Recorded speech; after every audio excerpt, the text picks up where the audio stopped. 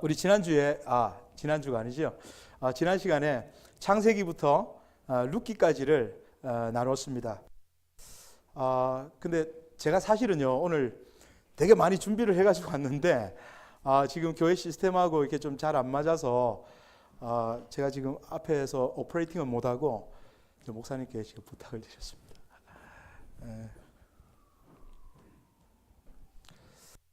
지난, 목사님 지금 작동이 되나요?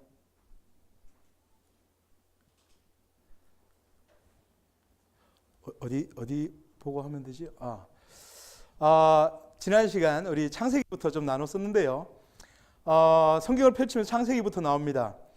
하나님의 나라라는 관점으로 우리가 하나님의 말씀을 읽을 때 창세기는 하나님 나라의 국민 만드시고 그 다음에 이제 출애굽기에서는 만들어진 국민에게 법을 주셨죠. 그리고 법을 받은 국민들이 땅을 찾아가는 이야기가 민수기였고요. 그리고 땅을 찾는 이야기가 여호수아였습니다. 자, 그래서 그러면은 국민 있고 또 법을 받았고 또 땅에 들어갔으니까 국가의 모양새가 딱 갖추어졌습니다. 그래서 어떻게 살았나 그것을 보여주는 것이 사사기였습니다. 사사기에 살던 모습을 보니까 엉망이었습니다. 사사기에 나오는 사사들은 12명의 사사가 나오거든요. 근데 그 12명의 사사들은 사실은 전쟁 사사입니다. 사사들은 전쟁 사사도 있고 또 말씀 사사도 있거든요. 사무엘처럼.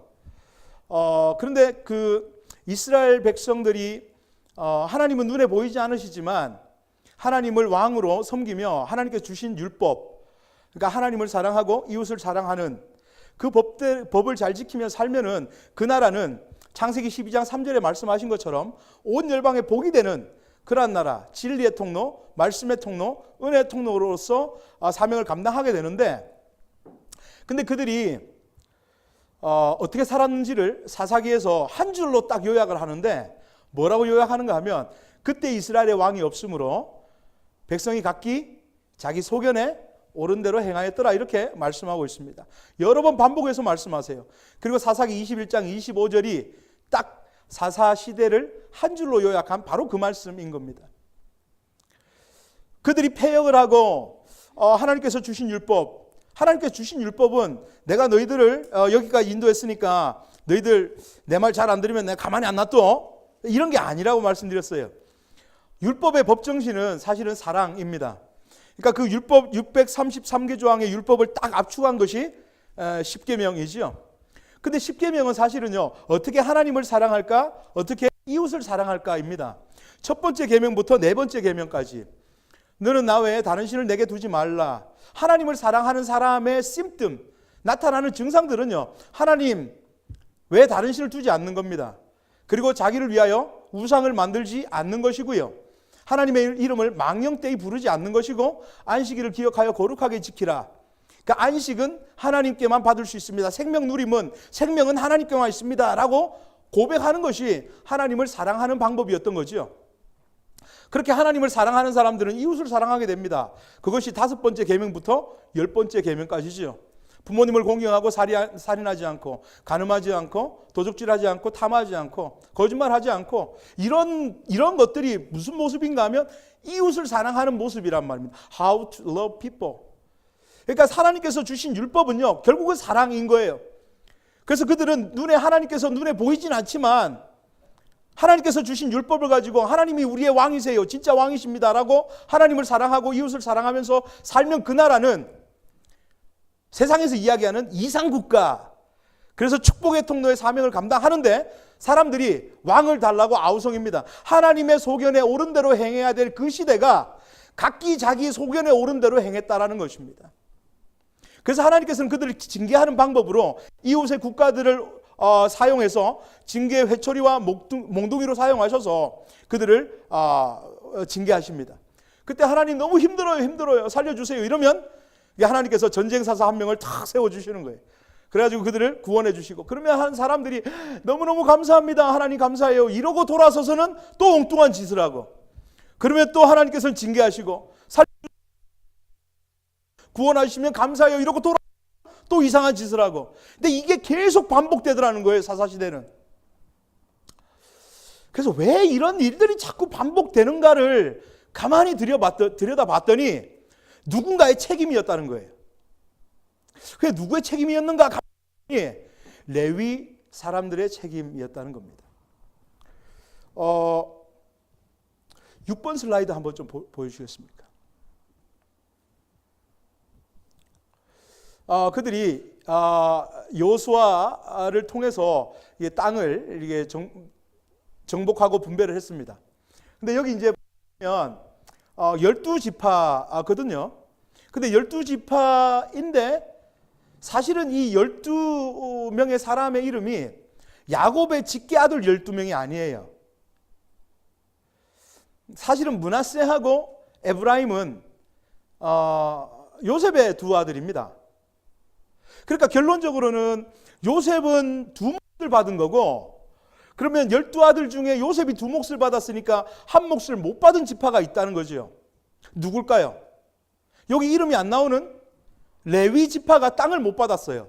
그러니까 하나님께서는 레위 지파에게 땅은 안 주셨습니다. 대신 이 이스라엘의 48개 성읍에다가 다 흩어버리셨습니다. 그 손에 말씀을 들려서. 그러니까 하나님께서는 말씀을, 율법을 주시고 율법대로 잘 살면 이제 그 나라가 열방에 복되는 나라가 된다고 하셨는데, 그 율법을 알아야 잘 지킬 거 아니에요, 그렇죠? 그러니까 누군가는 가르쳐야 됩니다. 그 가르치는 사명을 레위인들에게 주셨어요. 그래서 그냥 한 땅에 정착시키지 않고 48개 성읍에 흩었는데, 이들이 사명을 잘 감당하지 못했다는 걸 사사기는 폭로하면서 사사기는 끝납니다. 사사기 17장부터 18장의 내용은 미가의 신상사건이라는 그런 사건이에요. 레위 사람을 고발하거든요. 그러니까 한 레위 청년이 있었습니다. 이 레위 청년이 미가라고 하는 사람의 집에 들어가요. 그러니까 미가라고 하는 사람이 당시에 돈도 좀 있고 이제 그랬었나 봐요. 그래서 이게 레위 청년이 오니까 당신 이리 와 보시라고. 내가 우리 집에 재워도 주고 용돈도 주고 먹을 것도 주고 할 테니까 우리 집에 살면서 우리 집을 복비로 주는 우리 집의 전속 제사장이 좀 되어 주시오, 이랬던 거예요. 그러니까 제사장은 원래 누구의 제사장인가 하면 여호와의, 하나님의 제사장인데, 이 레위 청년이 먹고 사는 문제 때문에 하나님의 제사장됨을 포기를 하고 한 집안에 미가의 집의 제사장이 됩니다. 너무 참담한 현실이죠. 이제 그렇게 있는데 단 지파가 그 미간의 집에 이제 오게 되고, 그러면서 단 지파 사람들이 야, 미가 이렇게 좀 잘 사나 이렇게 봤더니 집에 무슨 뭐 신상도 만들어 놨고 또 복을 빌어주는 전속 제사장도 있단 말이에요. 아이, 그러면 집에 이게 전속 제사장이 있는 거 보니까 얘가 복 빌어줘서 복 받았나 보네. 이러고는 그 레위 청년에게 뭘 제안하는가 하면 이리 와보라고. 너 한 집의 제사장 하는 게 좋으냐, 아니면 우리 따라가서 한 지파의 제사장 할래? 그러니까 요새 말로 따지면은 야, 조그만 교회 있지 말고 큰 교회로 옮기라고 그런 거예요. 그랬더니 얘란네. 그 레위 청년이 혹한 겁니다. 그래가지고 한 가정의 한 집의 제사장이 되는 것보다는 한 지파의 제사장이 되는 게 훨씬 좋아 보이니까 홀랑 따라갑니다.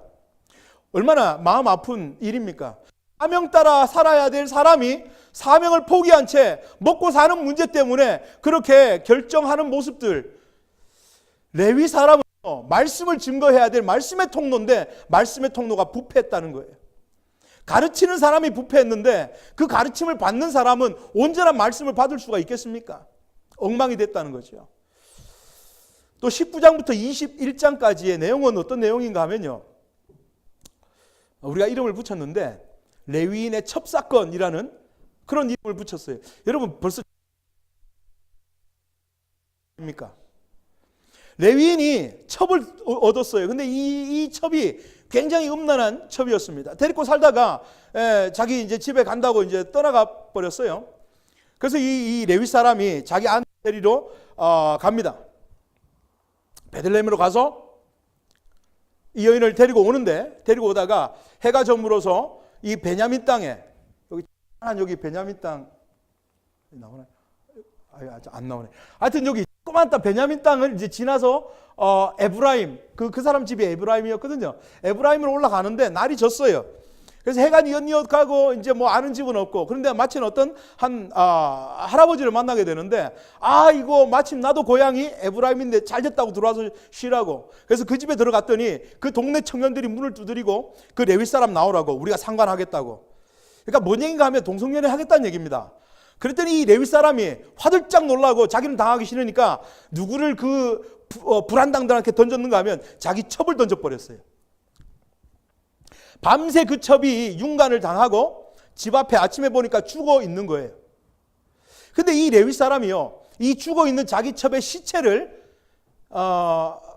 메고 자기 집으로 갑니다. 그리고는 칼로 12토막을 쳐요.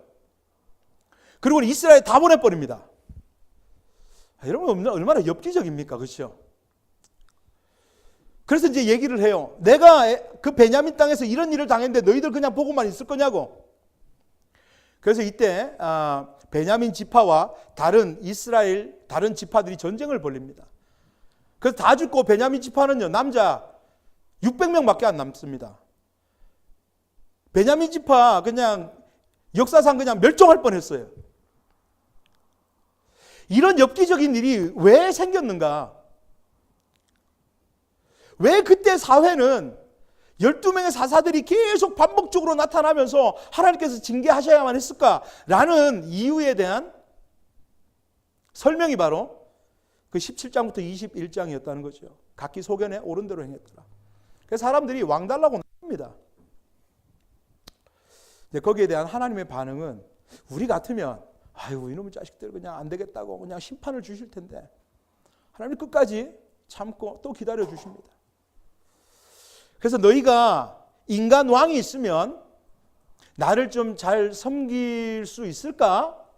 라고 해서 왕 찾아내는 이야기가 바로 룻기였죠.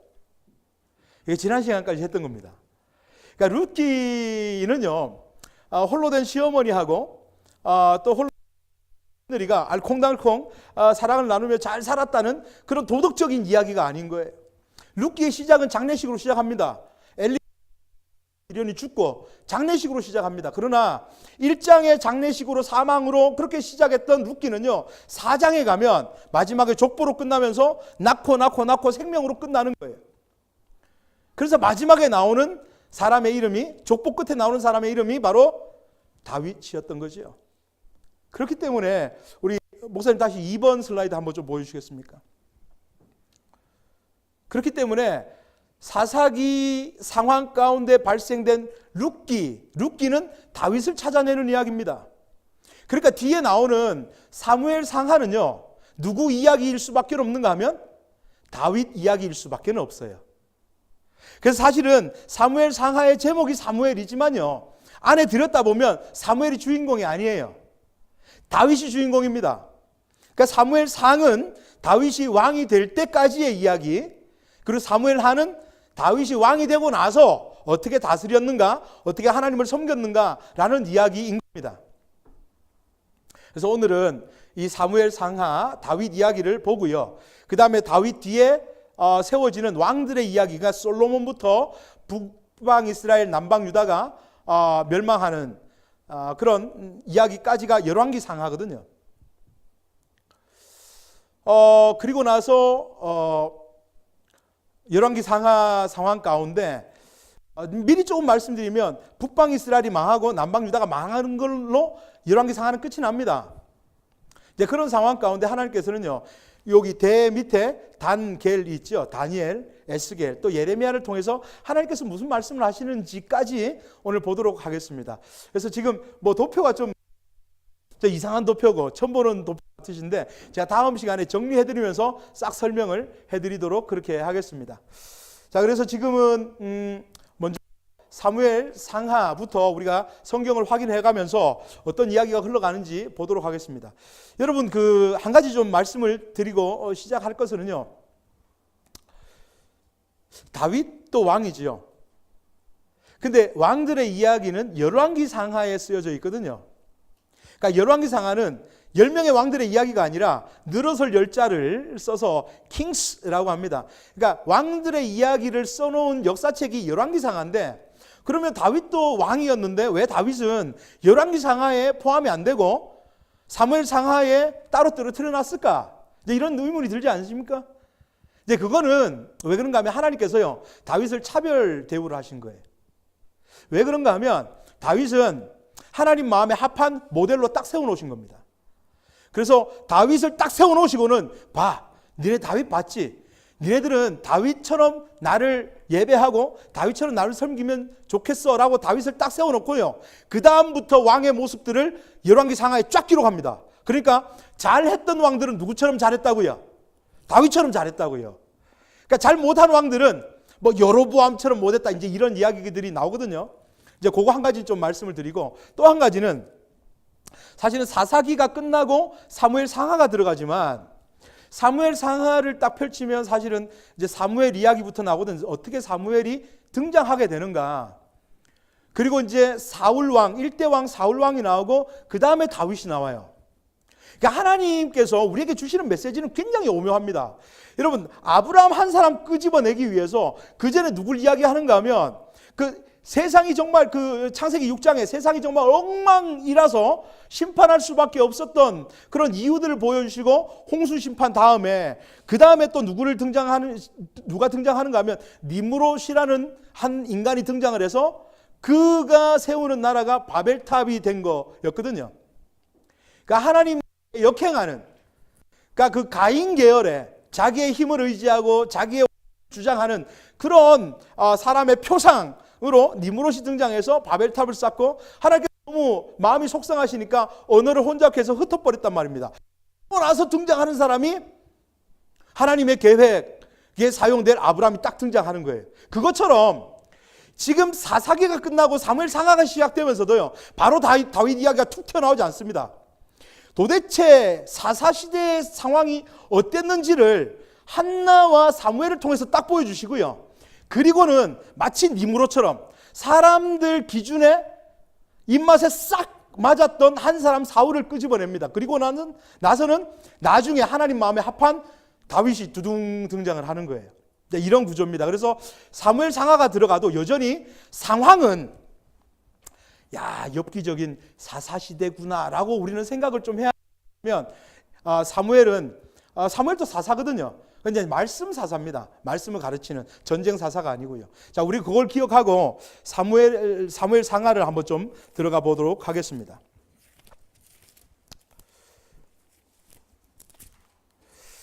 룻기 4장 끝에 다윗으로 딱 끝나더니 이제 사무엘 상하, 다윗 이야기가 나올 텐데, 하나님께서는 다윗 이야기를 본격적으로 하시기 전에 누구 한 사람을 등장을 시키세요.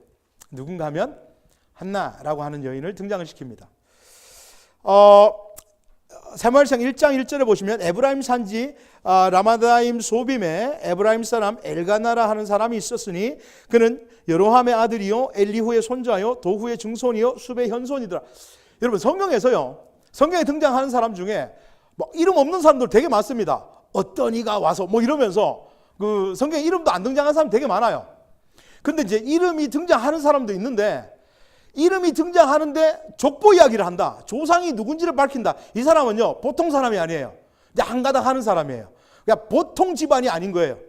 그러니까 뭐 요즘 말로 따지면은 좀 잘 나가는 금수저 물고 태어난 뭐 이런 사람인 거예요. 그 엘가나라고 하는 사람을 딱 등장을 시키더니, 이게 엘가나에겐 2명의 와이프가 있었대요. 2절, 그에게 2 아내가 있었으니 한 사람의 이름은 한나요, 한 사람의 이름은 브닛나라. 그런데 문제가 있어요. 한나에게는 자식이 없었다라고 2절 마지막에 이야기합니다. 그런데 엘가나의 마음은 브닛나가 아니라 그냥 순풍순풍 아기를 잘라주는 브닛나한테 마음이 있었던 게 아니라, 사실 엘가나의 마음은 한나에게 있었다라고 합니다. 그래서 제사 지내고 나서 그 제물, 그 분깃을 받으면, 그러니까 화목 제물 같은 건, 그러니까 제사를 드리고 나서 그 제물을, 그러니까 기름 부분 좋은 것만 태워서 하나님께 드리고, 그 고기는 제사장과 함께 그 예배 드린 사람이 먹거든요. 그러니까 서원 서원으로 드린 것은 그날 다 먹어야 되고 감사로 드린 화목제물은 이튿날까지 먹어도 되는. 그래서 이제 그걸 이제 챙겨가지고 왔나 봐요. 그런데 그러면 이제 나눕니다. 자, 그 분인나 너 요만큼 가지고 한나 당신은 이만큼 가지세요 라고 주는데 5절에 보니까 한나는 갑절을 줬다고 해요.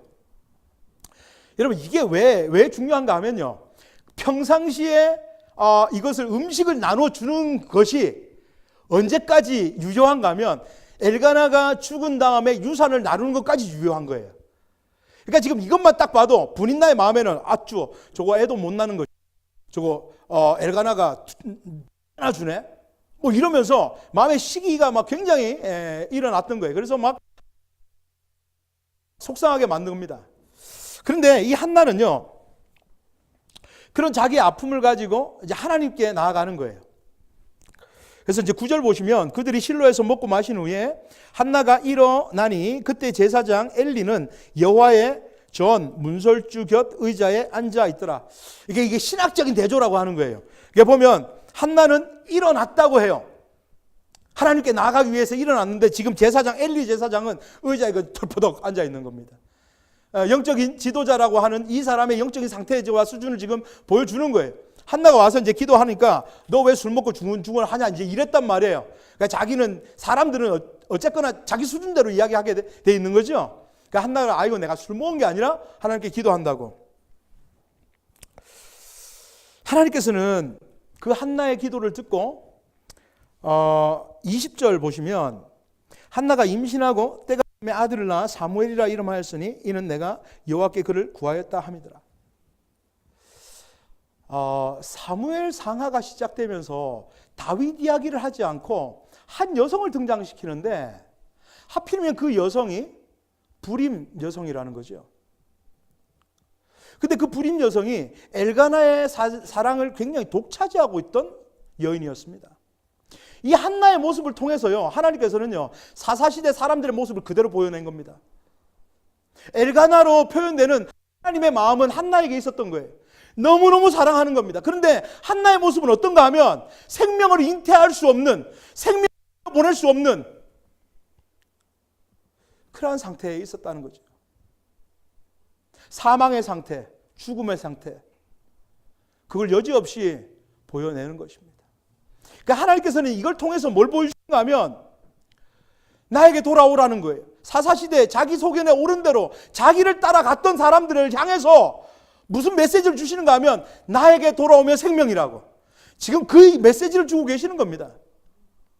근데 더 놀라운 사실은요, 여러분, 한나가 되게 열심히 기도해가지고 사무엘이라고 하는 생명을 받았잖아요.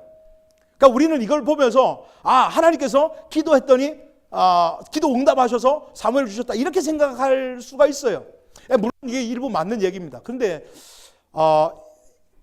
이 본문에서 한나가 하는 행위를 잘 보면요, 사실은 한나는요, 자기가 기도한 것에 대한 기도 응답으로서 한 사무엘을 받았다라고 생각하지 않습니다. 24절 보시면 젖을 뗀 후에 그를 데리고 올라갈새 숫소 3마리와 밀가루 1에바와 포도주 1 가득 부대를 가지고 실로 여호와의 집에 나아갔는데 28절 그러므로 나도 그를 여호와께 드리되 그의 평생을 여호와께 드리나이다 하고. 여러분 생각을 해보세요. 만약에 한나가 기도를 해서 기도 응답으로 자기 아들을 받았다라고 생각하면요, 그 아들 절대 못 바칩니다. 기도 응답으로 받은 아들을 어떻게 하나님께 바칠 수가 있어요? 생때 같은 그 자식을 어떻게 떼놓고 올 수가 있겠냐고요. 더 확실한 것은요, 2장 1절 보세요. 한나가 기도하여 이르되 내 마음이 여호와로 말미암아 즐거워한다라고 합니다. 한나의 마음은요, 사무엘 때문에 기뻐하는 게 아니에요. 내가 아기를 못 낳고 있는데 기도했더니 하나님께서 아기 주셨다는 거, 그것 때문에 기뻐하는 게 아닙니다. 한나의 마음의 기쁨은요, 하나님 때문에 기뻐하는 거예요. 여러분, 우리가 막 어떤 상황 가운데 되게 열심히 이제 기도를 하잖아요. 그렇죠? 우리가 어떤 기도할 수밖에 없는 상황이 왔다라고 하는 것은 하나님께서 우리를 포기하지 않으시고 찾아오셔서 네가 나한테 왔으면 좋겠다라고 하는 하나님의 사인인 거거든요.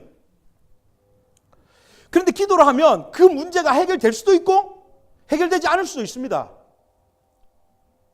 근데 놀라운 사실은요, 그 문제는 하나님의 시간에 하나님의 방법대로 해결이 되든지 안 되든지 하겠지만 정말 놀라운 사실은 그런 아픔과 어려움과 고통 가운데 기도했을 때에 주시는 놀라운 응답은 다른 것이 아니라 바로 하나님 자신이더라는 겁니다. 내 앞에 하나님만 보이게 되더라는 겁니다. 그래서 광야로 인도하시는 거예요. 아무런 의지할 것이 없는 광야로. 하나님이 내 모든 것이 되시고 만족이 되시잖아요. 그러면 똑같이 그 문제가 지금도 있었지만 너무너무 이상한 건, 너무너무 신기한 건 그 문제 때문에 힘들지가 않다는 겁니다. 하나님의 은혜는요, 가난이 없게 하시는 게 아니라, 하나님의 은혜는 폭풍우가 없게 하시는 게 아니라, 하나님의 은혜는 폭풍 가운데서도 견딜 수 있는 믿음을 주시는 것입니다.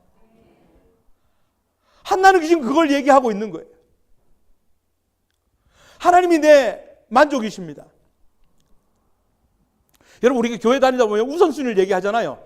우선순위를 잘 정하시라고. 하나님이 여러분들 우선순위가 되시라고 그렇게 얘기하잖아요. 저는 좀 다르게 생각합니다. 하나님이 우리 우선순위, 하나님이 우리의 1순위가 되면 그 얘기는 하나님, 나의 삶에 2순위도 있다는 얘기잖아요. 그렇죠? 3순위도 있다는 얘기고. 제가 집사람을 너무 사랑합니다. 그런데 집사람이 제게 1순위예요. 2순위도 누구 있다는 얘기죠. 옆집 미스박이 될 수도 있고, 아직 옛날에 고등학교 때 만났던, 여러분 1순위가 된다는 건 결코 듣는 사람 입장에서는 기분 좋은 게 아니에요. 저 김소연 씨는요, 제가 제일 사랑하는 사람이에요. 그냥 제 첫 번째가 아니라 제 모든 것이에요. 하나님도 그런 걸 원하신다고요. 하나님 우리 삶의 첫 번째가 되기를 원하지 않으세요. 하나님 우리의 모든 것이 되기를 원하십니다. 그래서 내가 두 번째, 세 번째, 내 상식, 내 생각, 내 경험 원치 않으십니다. 믿음은요, 내 안에 믿음만 남아있을 때만 믿음이라고 부를 수 있는 거예요. 한나처럼. 그러면서 사무엘이 등장해서, 사무엘은 가르치는 사사로 이스라엘을 다니면서 열심히 복음을 전도합니다. 좀 넘어와서 7장 15절, 사무엘이 사는 날 동안에 이스라엘을 다스렸대 해마다 베델과 길갈과 미스바로 순회하여 그 모든 곳에서 이스라엘을 다스렸다라고 합니다.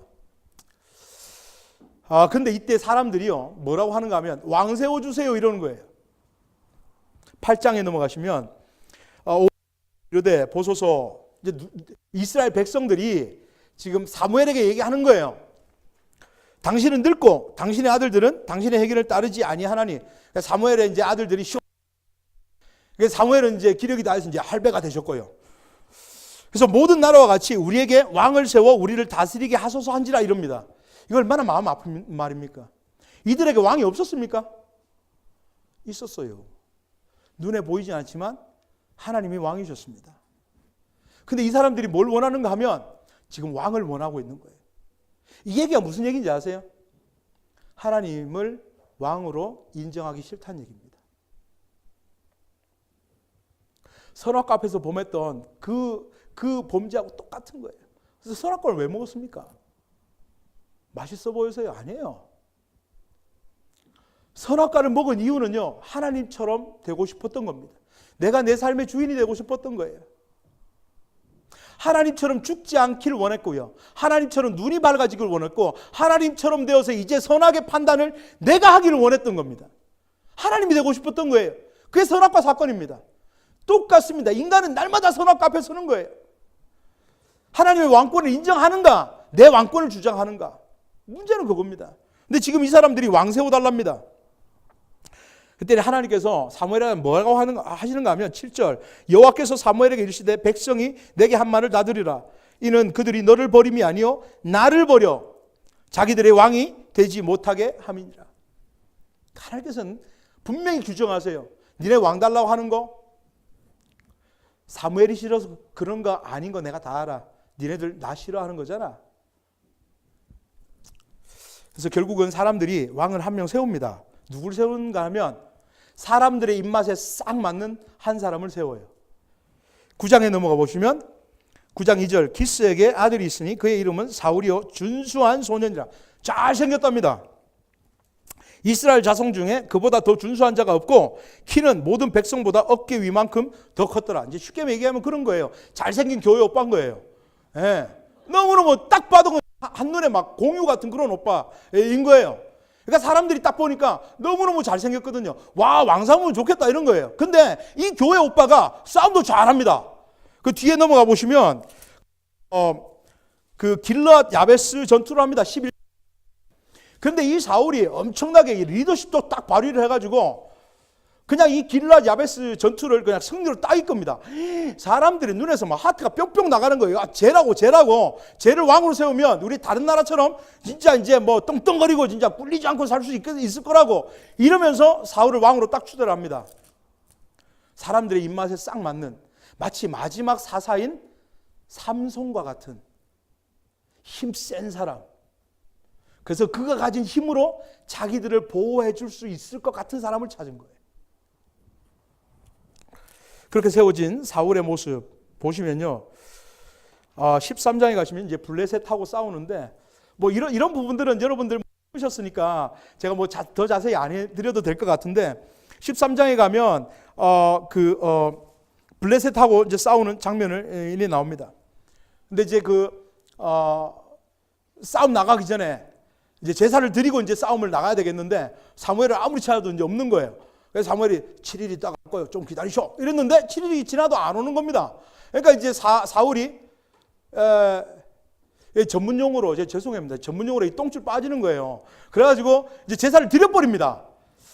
그러니까 이제 사무엘이 와가지고 당신 도대체 뭐 한 겁니까? 이러니까 아니 당신도 안 오고 뭐 지금 뭐 블레셋에 막 쳐들어오고 사람들은 막 다 어디 가고 없고 이거 우야입니까? 이제 그런 뭐 제사 드리는데 뭐 잘못됐습니까? 이러는 거예요. 근데 여러분 잘못된 겁니다.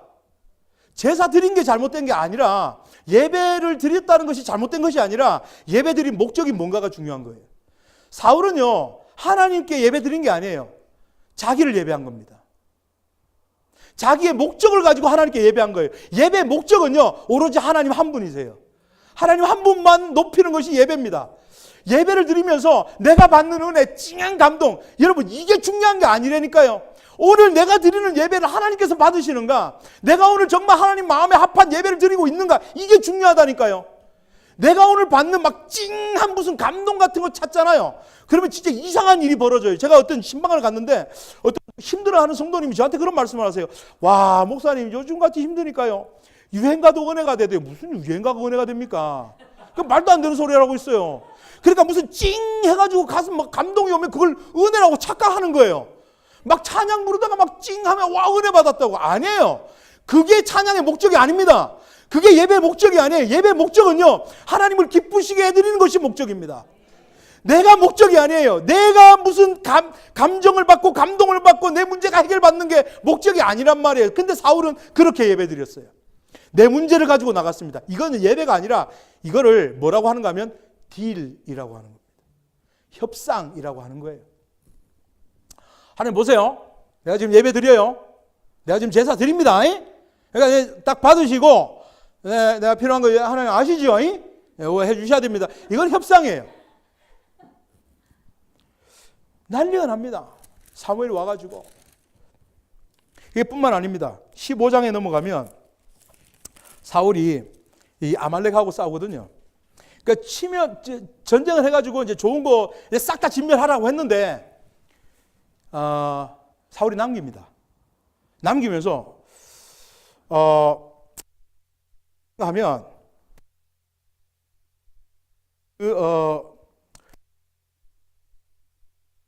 제사하려고 그래서 남겼다고 그렇게 이야기합니다. 15장 21절 보시면 다만 백성이 그 마땅히 멸할 것 중에 가장 좋은 것으로 길갈에서 당신의 하나님 여호와께 제사하려고 벌써 이게 하나님을 부르는 자세부터 틀려먹은 거예요. 자기의 하나님 여호와가 아니라 당신의 하나님 여호와 이제 이러고 있습니다. 양과 소를 끌어왔나이다 하는지라.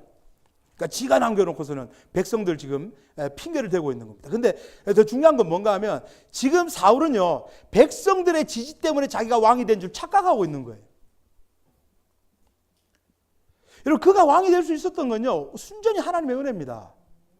뭐 볼 게 있어요? 좀 잘생긴 거예요. 잘생긴 거 뭐 평생 갑니까? 예. 이래도 언제 마음만 그냥 하나님 잘생기면 되는 거죠. 근데 착각하고 있어요. 백성들이 나를 지지해줘서 그래서 내가 왕이 됐다고 착각하고 있습니다. 그래서 누구를 눈치 볼 수밖에 없을까요? 백성들 눈치 볼 수밖에 없는 거예요.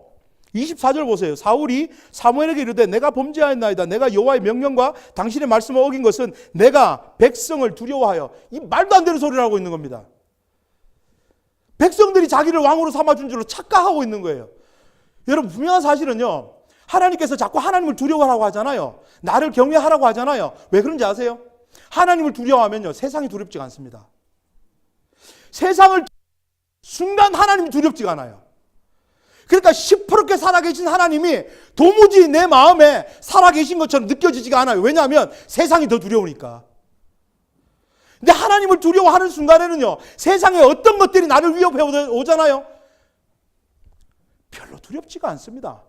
그러니까 그런 사람들을 뭐라고 하는가 하면 히브리서에 세상이 감당하지 못하는 사람들이라고 하는 겁니다. 근데 이런 상황 가운데 하나님 후회하세요. 와, 내가 사울 세운 거 이제 후회한다. 그러면서 등장하는 사람이 16장에 가면 다윗이 이제 툭 튀어나오는 거예요. 사람의 입맛에 싹 맞았던 사울이 아니라 하나님 마음에 합한 다윗이 툭 튀어나옵니다. 근데요, 사실은 사무엘 상에 다윗이 등장하는데 다윗이 그냥 골리앗, 이제 17장 넘어가면 이제 골리앗 이제 세를 눕히거든요. 성경에 보면 골 때리는 사람이 하나 나옵니다. 골 때린 사람, 이게. 이해를 잘 못하시는 분들, 물맷돌 돌려가지고 골리앗의 골을 때린 사람이 하나 나온다고요. 그 사람이 다윗. 덩치가 엄청 큰데 막 사람들이 막 겁나가지고 못 가는 거예요. 저렇게 큰데 내가 어떻게 쓰러뜨리냐고. 근데 다윗은요, 와, 저렇게 큰데 눈 감고 돌 던지도 다 먹었다, 이러고는 이제 나간 거예요. 하나님의 말씀을 순종해서 하나님을 의지해서 그가 나간 겁니다. 그 왜 다윗일까요? 그 엘라 골짜기에서 아무도 믿음을 선포하지 않았습니다. 사울도 있었고요, 전쟁 잘하는 장군들도 있었고요, 군사도 다 있었습니다. 40일을 조석으로 나와서 이스라엘을 모독하고 하나님을 모독하는데 그 앞에 아무도 안 나갔어요. 왜냐하면 골리앗은 넘을 수 없는 불가능한 큰 벽처럼 느껴졌기 때문에 그래요. 근데 그 벽 앞에서 인간의 가능성이라고 얘기하는 그 앞에서 다윗은요, 하나님의 가능성을 얘기했던 사람입니다. 너 칼과 창과 단창으로 나와? 야, 웃기고 있어. 나는 만군의 주 여호와의 하나님의 이름으로 나간다. 이러고는 물맷돌 해가지고 그냥 막 세렸더니 그냥 한 대 맞고 이제 끝난 거예요.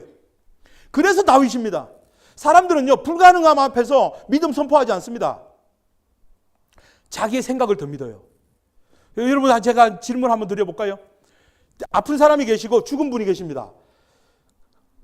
아픈 사람 살리는 게 더 쉬울까요? 죽은 사람 죄송합니다. 아픈 사람 고치는 게 쉬울까요? 죽은 사람 살리는 게 쉬울까요? 대답을 안 하시면 제가 너무 황당해서 대답을 못 하시겠죠? 아픈 사람 살리는 게 좀, 죄송해요. 아픈 사람 고치는 게 조금 더 쉬워 보이고 죽은 사람 살리는 건 정말 불가능해 보이는데 요거는 누구 기준으로요? 우리 기준인 거예요. 하나님 기준에는 똑같아요. 죽은 지 나흘이 돼서 썩은 냄새가 나는 송장도 예수님은 말씀 한마디로 살리십니다. 그러니까 우리는 우리의 생각대로 너무 많이 재단을 해요. 너무 어렵고 힘든 일, 내가 할 수 없는 일 앞에서는요, 믿음의 입도 싹 닫아버립니다. 근데 다윗은 그렇지 않았어요. 불가능함 앞에서 그는 가능성, possibility를 얘기한 것이 아니라 그는 하나님의 가능성, 하나님을 선포했던 겁니다. 믿음의 사람은 그런 사람이에요. 믿음은 보이는 것, 믿음은 보이지 아니하는 것, 믿음은 바라는 것들의, 죄송해요. 믿음은 바라는 것들의 증거요, 보이지 아니하는 것들의, 믿음은 바라는 것들의 실상이요, 보이지 아니하는 것들의 증거니라. 믿음의 사람은요, 보이는 실상을 선포한 사람이 아니에요. 믿음의 사람은요, 바라는 것들의 실상을 선포하는 사람입니다. 그래서 우리 앞에 놓여 있는 실상이 정말 내가 해결할 수 없는 그런 상황이라고 할지라도, 아이고, 막 이놈 새끼는 공부도 못하고 맨날 빵만 묻고 이건 뭐가 될라 이러노, 이거는 바라는 실상이에요. 이건 사실입니다. 그렇죠? 그렇지만은 바라는 실상을 선포하는 게 우리가 할 일이 아니고요. 와, 이 복 받을 놈아, 너 커서 뭐가 될래? 너 목회자 되겠다. 막 이게 바라는 실상을 막 선포하는 거예요. 여러분, 그 가나안 땅에 정탐꾼이 갔는데요. 12명의 정탐꾼이 갔는데 10명이 뭐라고 그랬습니까? 못 간다고. 우리는 메뚜기라고 그랬죠. 그게 뻥입니까? 사실입니까? 사실이었어요. 근데 중요한 건 뭔가 하면 그 사람들은 사실은 말했을지언정 보이는 실상을 선포한 겁니다. 근데 여호수아와 갈렙은 달랐어요. 보이는 실상이 아니라 보이는 실상 넘어 있는 바라는 것들의 실상을 선포하고 나갔던 사람이 바로 여호수아와 갈렙이었던 거예요. 사랑, 눈에 보이는 실상이 아니라 하나님께서 주시고자 하고 하나님께서 이루시고자 하는 실상을 선포하시는 저와 여러분들 되시길 주의 이름으로 축원합니다. 그렇게 지금 다윗은 등장을 합니다. 그래놓고 나서 이 다윗의 길이 얼마나 험한지 몰라요. 다윗 골리앗 하나 때려 잡고 나서는 사울의 그 험난한 핍박과 시기와 질투를 다 받아내야 되고 그 가드왕 아기스 앞에 가가지고 막 이 침을 질질 흘리고 막 미친 채를 해야 되고 이런 망명 생활도 하는 것으로 사실은 사무엘상은 끝나요. 그러면서 사울의 말로가 어떻게 되는가? 사울은 결국은 자살해서 인생을 마감하는 그런 불쌍한 인생이 되는 것입니다. 자, 여기까지가 다윗이 왕이 될 때까지의 이야기인 거예요. 자, 좀 정리해 드립니다. 사무엘 상하가 룻기가 끝나고 사무엘 상하가 등장하는데 하나님께서는 하나님의 마음에 합한 다윗을 딱 등장시키기 전에 도대체 사사시대 사람들의 모습이 어떤지를 한나를 통해서 딱 고발을 하시고 그러면서 사람들의 요구는 어떤 거였는지 사울을 통해서 보여줍니다. 그러고 나서 하나님께서는 하나님의 마음에 합한 다윗을 딱 끄집어내세요. 이제 사무엘 하로 들어가면요, 이제 다윗이 왕이 되고 나서의 이야기입니다. 다윗이 주인공이에요. 사무엘하 2장에 가보시면 2장 4절 유다 사람들이 와서 거기서 다윗에게 기름을 부어 유다 족속의 왕으로 삼았습니다. 그리고 이제 5장에 가면 아니 지금 이제 보시면 사실은 남방 유다와 북방 이스라엘로 좀 나눠져 있습니다. 사실은 다윗이 왕이 될 때부터 다윗은 헤브론에서 왕이 되거든요. 그래서 한 7년 동안 이제 거기서 왕 노릇을 합니다. 근데 북방 이스라엘은 2장 8절 보시면 사울의 군사령관 넬의 아들 아브넬이 이미 사울의 아들 이스보셋을 데리고 마하나임으로 건너가 길르앗과 아술과 이스라엘과 에브라임과 베냐민과 온 이스라엘의 왕으로 삼았더라. 지금 북방 이스라엘은요, 왕이 이스보셋입니다. 그러니까 왕이 두 명이 있는 거예요. 나라가 지금 두 쪽인 거예요. 근데 보세요. 다윗의 입지가 어떨까요? 그러니까 12지파 중에 다윗을 지지하는 지파는 그냥 유다 지파 하나입니다.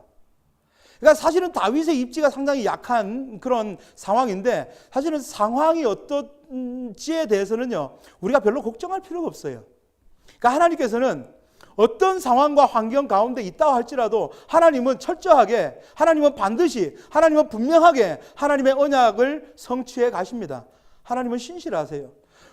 왜냐하면 우리가 믿는 하나님은 살아계신 하나님이시기 때문에 그래요. 우리가 붙잡을 수 있는 진짜 유일한 소망이 뭐가 있습니까? 뭐가 확실합니까? 확실한 거 아무것도 없잖아요. 우리가 확신할 것도 없고요. 과거는 지나갔고 불투명한 미래, 그 사이에 끼어있는 어정쩡한 현재를 살고 있는 우리가 아닙니까? 그 현재를 살고 있는 무능한 우리의 존재가 붙잡을 수 있는 것, 소망이 되는 것은요, 그 한 가지 사실은 하나님 지금도 살아계신다. 그런데 그 하나님이 내 아버지시다. 이거가 얼마나 큰 소망이고 위로고 우리에게 힘이 되는지 모릅니다. 그러니까 5장에 가면 다윗은 이제 왕이 되는 겁니다. 5장 3절 이에 이스라엘 모든 장로가, 여기서 이스라엘 이름은 북방 이스라엘이에요.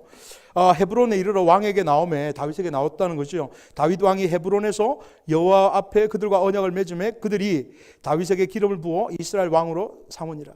다윗이 나이가 30세에 왕위에 올라 40년 동안 다스렸으되 헤브론에서 7년 6개월 동안 유다를 다스렸고 예루살렘에서 33년 동안 이스라엘과 유다를 다스렸다라고 합니다.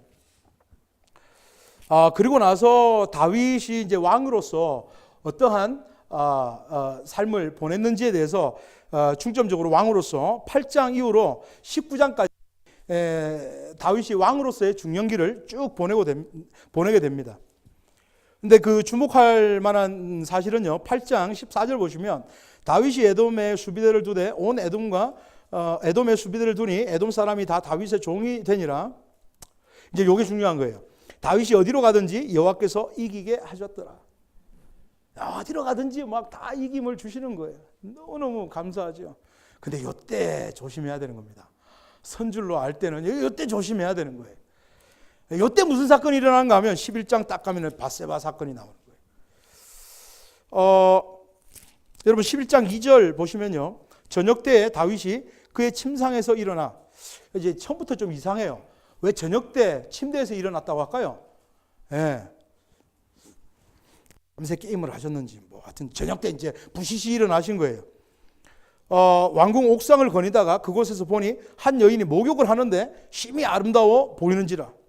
근데 봤더니 누군가 하면 우리아의 아내 밧세바라고 하는 거죠.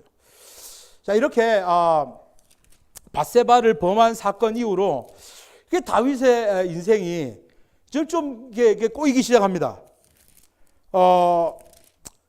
다윗이 이제 왕으로서의 노년기가 들어서면 이제 다윗 앞에는 뭐 이렇게 반역 사건들이 줄줄이 이제 계속 일어나는 거예요. 뭐 20장에 가면 뭐 세바의 반역도, 그 15장에 가면 압살롬, 이제 자기 아들, 이제 압살롬도 잘 생겼습니다. 그 압살롬이 자기를 반역을 하고, 이제 아들이 자기를 죽이려고 하니까 얼마나 마음 아픕니까? 이제 아들을 피해서 그냥 도망가는 처지가 되어야 하고, 도망가고 있는데 시므이라는 사람이 뭐라고 하는가 하면 이 비루한 자요, 이거 피를 좋아하는 자요 이러면서 막 시므이라는 자가 뭐 다윗한테 막 이 돌도 던지면서 난리를 치는 거예요. 그러니까 사실은 사울 왕은 베냐민 지파였잖아요. 근데 다윗은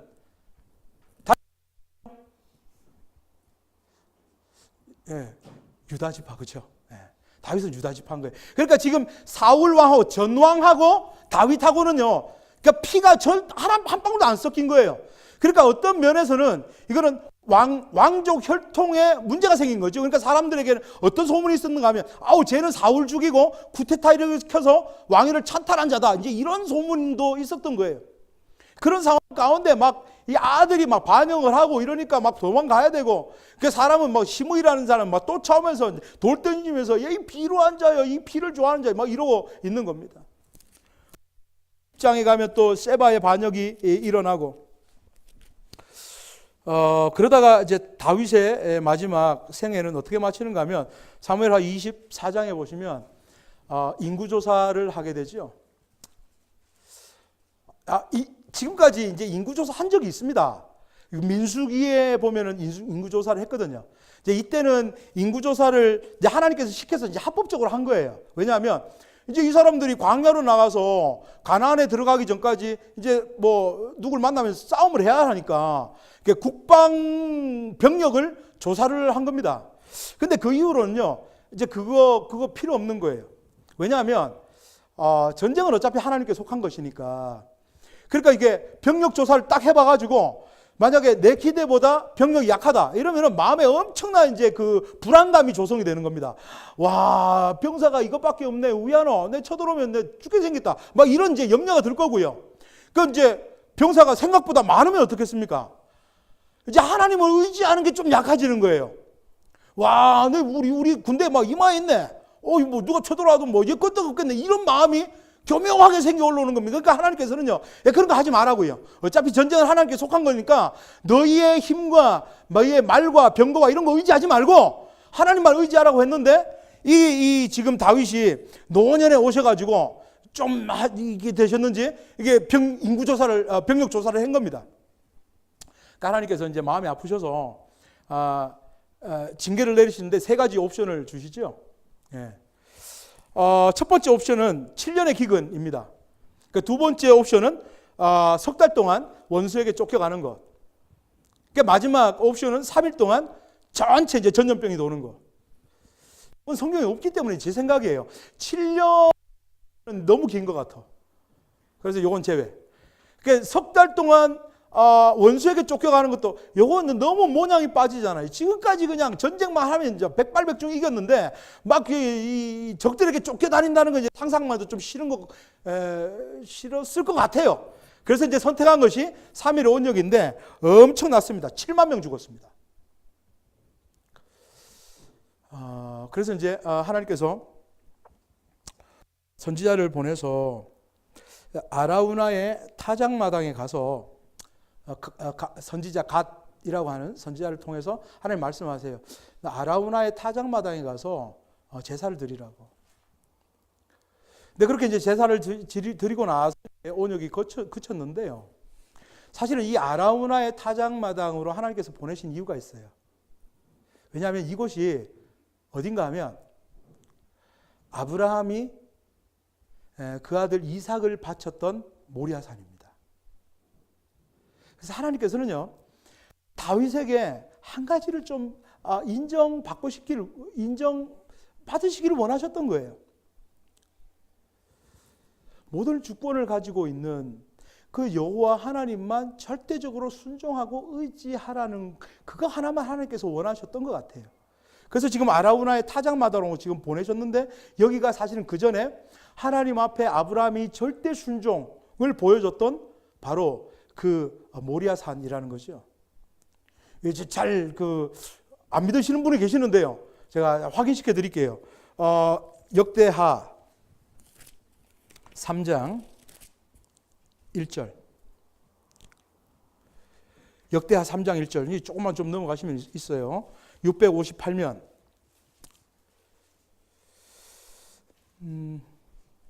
다 같이 한번 읽어볼까요? 시작.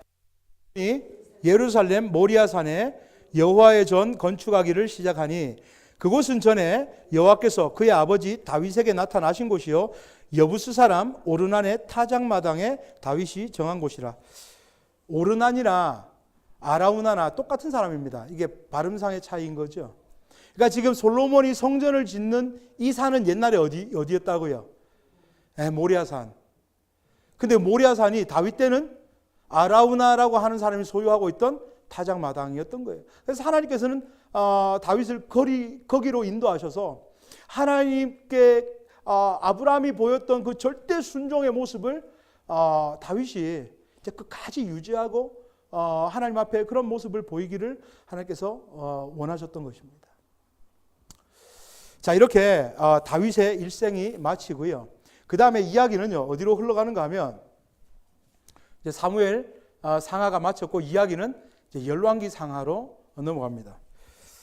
우리 아까 이제 사무엘 하 끝나고 이제 우리 한 장 좀 넘어가 보시겠습니다. 한 장이 딱 넘어가니까 열왕기상 1장 1절에 다윗 왕이 나이가 많아 늙으니 이불을 덮어도 따뜻하지 아니한지라. 이제 다윗도 이제 연세가 많아서 이제 할아버지가 되신 거예요. 와, 이래 춥노, 보이라 좀 더 떼봐라. 이제 뭐 이래 된 거예요 지금.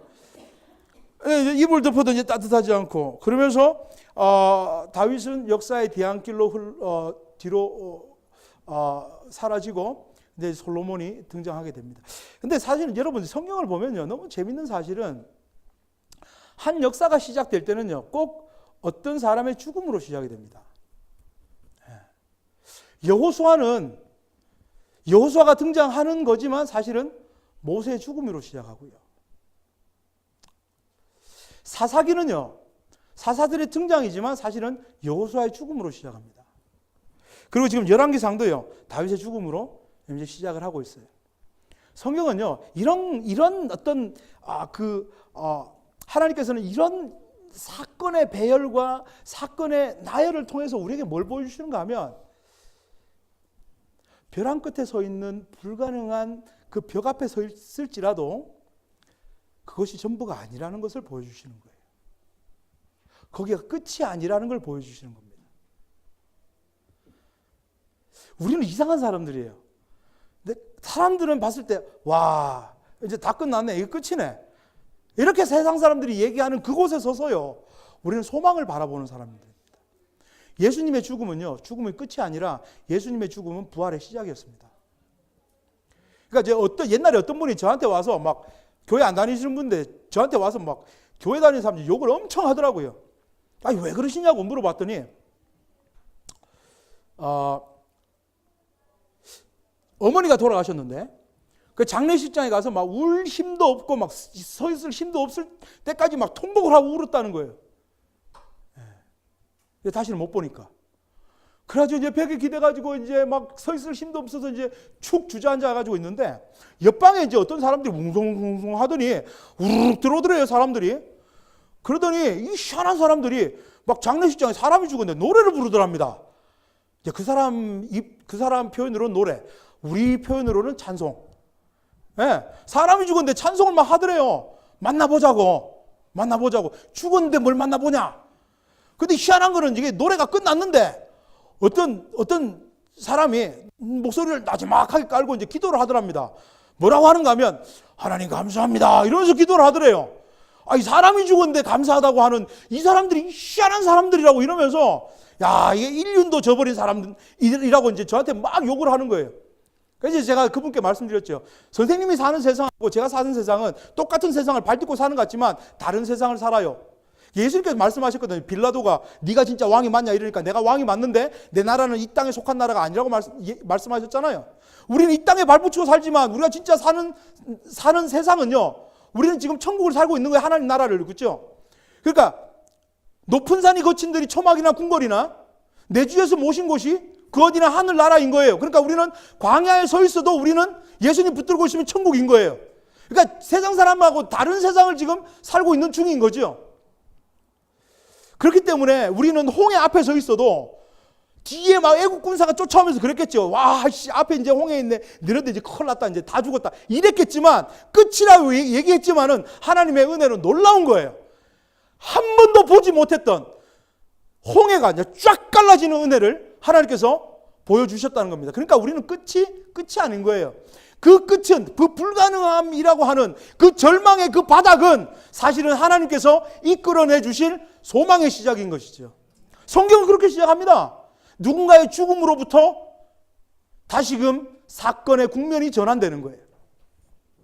그럼 이제 솔로몬이 이제 등장을 하는데요.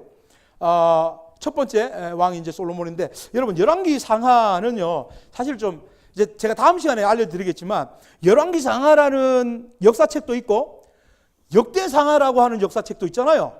희한하죠. 열왕기 상하를 읽고 나서 이제 뒤에 나가면 이제 역대상하인데 역대상하를 읽다 보니까 아까 분명히 이 사람 죽었는데 또 나타나가지고 뭐라 말을 하는 것 같고 아니 왜 똑같은 역사를 또 기록하는 것 같고 되게 헷갈리잖아요. 그죠? 근데 제가 다음 시간에는요. 여러분들 절대 헷갈리지 않도록 열왕기 상하고 역대상하가 어떻게 다른지를 제가 분명하게 보여드릴 거예요. 근데 그에 앞서서 열왕기 상하라는 책은요. 우리 구조를 조금 알면 되게 쉽습니다. 우선 13번 슬라이드 한번 좀 보여주시겠습니까? 자, 열왕기 상하라는 책을 이렇게 우리가 이제 좀 쉽게 말씀드려서 돼지를 한 마리 잡잖아요. 돼지를 한 마리 잡으면 이 부위마다 살을 부르는 이름이 달라요. 그죠? 이쪽은 사태살이라 그래요. 숄더. 그죠? 이쪽은 이제 립이 있고 삼겹살이 있고 여기는 이제 햄이 있고 이렇잖아요. 딴 데 가서 얘기하면 되게 재밌어라 하시는데 사실 굉장히 당황스럽네요. 근데 예능을 너무 다큐로 받으시면 제가 이제 정말 곤란해지는 거예요. 그래서 이 열왕기 상하도요, 이 맛이 비슷한 부위들을 잘라놨어요. 결이 비슷한 부위들을. 그래서 이제 잘라서 보니까 새 덩어리가 이제 딱 나오는 거예요. 열왕기 상하는요, 그냥 새 덩어리예요. 그렇게 생각하시면 돼요. 근데 첫 번째 덩어리는 뭔가 봤더니 이제 다윗이 죽었으니까 열왕기 상하는 솔로몬 이야기부터 시작이 돼요. 솔로몬 이야기와 다시 남북이 갈라지더라는 겁니다. 다윗 왕 때 그냥 분리되어 있던 나라를 합쳐놨는데 솔로몬 이후에 남북이 또 갈라지더라는 겁니다. 그 이야기가 한 덩어리예요. 그리고 그 다음에 두 번째 덩어리에 어떤 이야기가 있는가 봤더니 한 사람 이야기만 주구장창합니다. 그 사람이 아합이라는 사람이에요. 아주 못돼 빠진 사람입니다. 북이스라엘에서 제일 못돼 빠진 사람이 있다면 아합의 사모님 이세벨, 그리고 아합의 맞은편에 서 있던 엘리야 선지자, 또 엘리사 선지자, 이런 이야기들이 두 번째 덩어리고요. 마지막 세 번째 덩어리는 망하는 이야기입니다. 그래서 열왕기 상하는요, 이제 별로 어렵지가 않아요. 이것만 딱 아시면 되는 거예요. 첫 번째 덩어리는 뭐요? 솔로몬 이야기, 남북이 갈라지는 이야기. 이게 첫 번째 덩어리예요. 두 번째 덩어리는요, 아합 이야기, 한 사람 이야기만 주구장창합니다. 그리고 마지막 덩어리는요, 망하는 이야기예요. 그래서 첫 번째 덩어리를 보면 솔로몬부터 시작해서 남북이 갈라지는데 북이스라엘은 여로보암, 그 솔로몬의 부하였던 여로보암이 북방 이스라엘의 왕이 되고 남방 유다는 솔로몬의 아들인 르호보암이 왕이 됩니다. 이런 이야기예요. 한번 보십시다. 솔로몬이 이제 왕위에 올라갑니다. 3장에 가면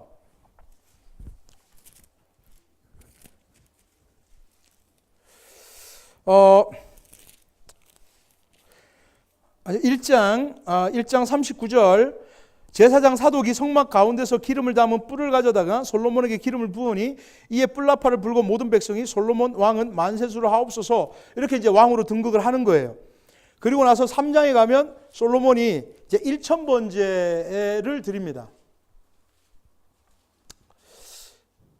솔로몬이 지금 1,000번제를 지금 왕위에 등극하면서부터 드릴 수밖에 없는 상황이에요. 여러분 1,000번제는요 1000일 동안 예배를 드린다는 말도 아니고요 1000번의 예배를 드린다는 얘기도 아닙니다. 1,000 그 번제의 희생을 그냥 한꺼번에 그냥 드린다라고 하는, 그러니까 말하자면 최상의 예배를 하나님께 드린다는 얘기입니다. 그러니까 이런 거예요. 그러니까 뭐 1000이라는 숫자에 막 뭐 사람들 되게 막 뭐 의미를 두고 이제 이런 것 같은데 뭐 이런 겁니다. 이제 어릴 때, 야, 네 집에 가면 네 보이 딱지도 얼마 없는데 딱지 많나? 내 엄청 많다. 이러면은 내 딱지 많다. 뭐 얼마나 있는데? 야, 집에 가면 100개 있고 1000개 있다. 진짜 100개, 1000개 있는 건 아니잖아요. 그만큼 많다는 거예요. 그렇죠? 그러니까 1,000번제를 드렸다는 건 최상의 예배를 하나님께 드렸다는 겁니다. 그러면서 뭘 구했는가 하면 하나님께서 와, 네 기특 안에 뭐 죽고 이랬더만은 3장 9절에 누가 주의 이 많은 백성을 재판할 수 있사오리까 듣는 마음을 종에게 주사 주의 백성을 재판하여 선악을 분별하게 하옵소서. 여러분 지금 솔로몬은요 지금 왕위에 등극을 했지만 솔로몬은 그러니까 다윗이 합법적으로 결혼한 것만 9번입니다. 그러니까 쉽게 말씀드리면 이제 합법적으로 얻은 와이프만 9명이라는 거예요. 그럼 이 9명의 와이프들 중에 암투가 일어났을까요? 안 일어났을까요? 우리 조선시대만 봐도 그렇잖아요. 그러니까 이제 뭐 이게 알력 다툼이 이제 굉장히 있었던 거예요. 그러니까 막 누가 뭐 조금만 뭐라 그래도 아이고 서럽대 자기 아들 모아놓고서는 와, 나 이런 일 당했는데 너들 중에 왕이 나타나야 된다. 왕세가 줘야 된다. 안 그러면 우리 다 죽는다. 뭐 이런 거를 엄마마다 다 얘기를 안 했겠습니까? 그런데 우리야의 아내 바세바는요, 이게 이분은 왕비로 들어올 때부터 이상하게 들어온 분이에요. 합법적인 결혼도 아닌 것 같고 하여튼 이상하게 들어온 거예요. 근데 이분의 혈통은요, 그러니까 햇사람 우리아의 아내 바세바거든요. 그러니까 말하자면 이주 노동자 출신의 사람의 아내였단 말입니다. 이제 그런 혈통을 타고 태어난 솔로몬에게 자기한테 왕의 어떤 그런 기회가 오리라고 상상을 했을까요? 못 했을까요? 그냥 멍 때리고 있었던 거예요. 근데 하나님께서는 솔로몬을 이제 택하신 거죠. 그러니까 이제 뭐 아무것도 지금 준비가 된 게 없는데 나라는 이끌어 가야 되겠고 기댈 때는 하나님밖에 없고, 그러니까 막 자기가 하던 대로 자기 아버지 다윗 하던 거 보니까 막 예배는 끝내주게 드렸거든요. 이제 보고 배운 게 그거예요. 그러니까 이제 최상의 예배를 이제 하나님께 드리는 겁니다. 그러니까 하나님께서 나타나셔서 와, 니 잘하네, 니 뭐 죽고 이랬더만은 하나님 지혜 주세요 이랬던 겁니다. 그러니까 하나님 기분이 너무 좋으신 거예요. 그 전문 용어로 하나님 기분이 째지시는 겁니다. 와, 니 착하네. 내가 지혜도 주고 내가 물질도 주고 내가 다 줄게. 뭐 이랬던 겁니다. 그러면서 한 가지만 명령하셨어요. 한 가지만 부탁하셨습니다. 뭘 부탁하셨는가 하면 14절 네가 만일 내 아버지 다윗이 행한 같이 내 길로 행하며 내 법도와 명령을 지키면 내가 또 네 날을 길게 하리라. 하나님께서 주시면서 너 이거 내가 줬으니까 너 뭐 해야 되고 뭐 해야 되고 이런 거 아니에요. 하나님께서 원하셨던 건 딱 한 가지. 네 아빠 다윗처럼 그렇게 나를 섬겼으면 좋겠어. 다윗은 이제 모델인 거예요. 그런데 처음에는 솔로몬이 잘했습니다. 뭐 이게 뭐 성전 건축하고 자기 뭐 이렇게 또 왕궁도 건축하고 뭐 이제 그렇게 하다가 그러면서 이제 저 중간의 내용들은 여러분 읽어 보시면 아시겠고요. 11장에 가면 솔로몬의 마음이 하나님을 떠납니다. 솔로몬의 와이프가 몇 명이 있었는지 아십니까? 1000명이랍니다. 11장 3절 왕은 후궁이 700명이요 첩이 300명이라. 사실 저는 한 명도 버겁거든요. 와, 근데 1000명이나 막 엄청났던 것 같아요. 근데 중요한 거는 이 1000명이 이 시집으로 올 때에는요, 몸만 온 게 아니에요. 자기가 섬기던 우상까지 다 가지고 온 겁니다. 그러니까 사실은 남자가 뭐 힘이 센 것 같지만 남자는 여자들이 한번 오빠 이러면 끝나는 거예요. 그럼 오빠 우리 바알 오빠 한번 좀 해보지 이러면은 그럴까 이러면서 막 저 산당 세우고 뭐 난리를 칩니다. 4절 솔로몬이 나이가 많을 때 그의 여인들이 그의 마음을 돌려 다른 신을 따르게 하였고 5절 이는 시돈 사람의 여신 아스타롯을 따르고 암몬 사람의 가증한 밀곰을 따름이라. 솔로몬이 여호와 눈앞에 악을 행하여 그의 아버지 다윗이 여호와를 온전히 따름같이 따르지 아니하였다라고 합니다. 다윗의 길을 벗어난 거예요. 그래서 하나님 너무 마음이 아프셔서 이 나라 통일왕국 너에게서 빼앗겠다라고 하는 내용들이 11절부터 쭉 이렇게 나옵니다. 자, 이런 상황 가운데 이제 뭐 우리가 잠언 전도서 아가서 이제 이런 걸 읽는데요. 그러면서 이제 솔로몬은 이제 돌아가시고, 그 다음에 솔로몬의 아들 르호보암이 왕이 되는데, 11장 40절 보시면, 아니요, 43절 보지요. 솔로몬이 그의 조상들과 함께 잠에 그의 아버지 다윗의 성읍에 장사되고 그의 아들 르호보암이 대신하여 왕이 되니라. 르호보암이 왕이 되는데 솔로몬의 부하에 있었던 여로보암이라고 하는 사람이 이제 옵니다. 그래서 이제 뭐 안에 이제 내용들이 또 그런 내용들이 있었지만 사실은 이제 좀 생략을 하고 이제 말씀을 드리는 거예요. 여로보암이 와가지고 이러는 거예요. 르호보암 왕이시여. 사실 그 당신 아버지 솔로몬이 건축을 엄청 한 거 이제 당신 아시죠? 그러니까 여러분 그때 당시에 건축을 하면 노동력은 다 어디서 나오겠습니까? 다 백성들이에요. 그러니까 너무 힘든 겁니다. 그래서 솔로몬이 뭐 이렇게 자기 뭐 성전 또 이렇게 성전과 자기 왕궁 그것만 짓는 데마다 20년을 썼지 않습니까? 그러니까 얼마나 많은 그 건축 사업을 했겠습니까? 그러니까 사람들이 와 이게 너무 힘드니까 이제 건축 좀 그만해달라고 이제 그랬던 거예요. 그랬더니 르호보암이 이제 자기 혼자 결정하지를 못하고 이제 어르신들한테 이제 물어봤어요. 어르신들 의하면 좋겠습니까? 물어봤더니 이거 뭐 그 사람들 뭐 말 들어주소. 막 그러면 이제 그 사람들이 왕에게 이제 리더십을 주고 할 겁니다. 이랬더니 이게 좀 마음에 안 들었던 것 같아요. 그래서 이제 자기 또래들, 이제 아마 이제 뭐 유학파들도 지금 있었던 것 같아요. 이때 당시에 뭐 주변 나라들은요 강력한 중앙 집권 통제 시스템이었거든요. 그러니까 이제 젊은 사람들한테 야 우양은 좋까?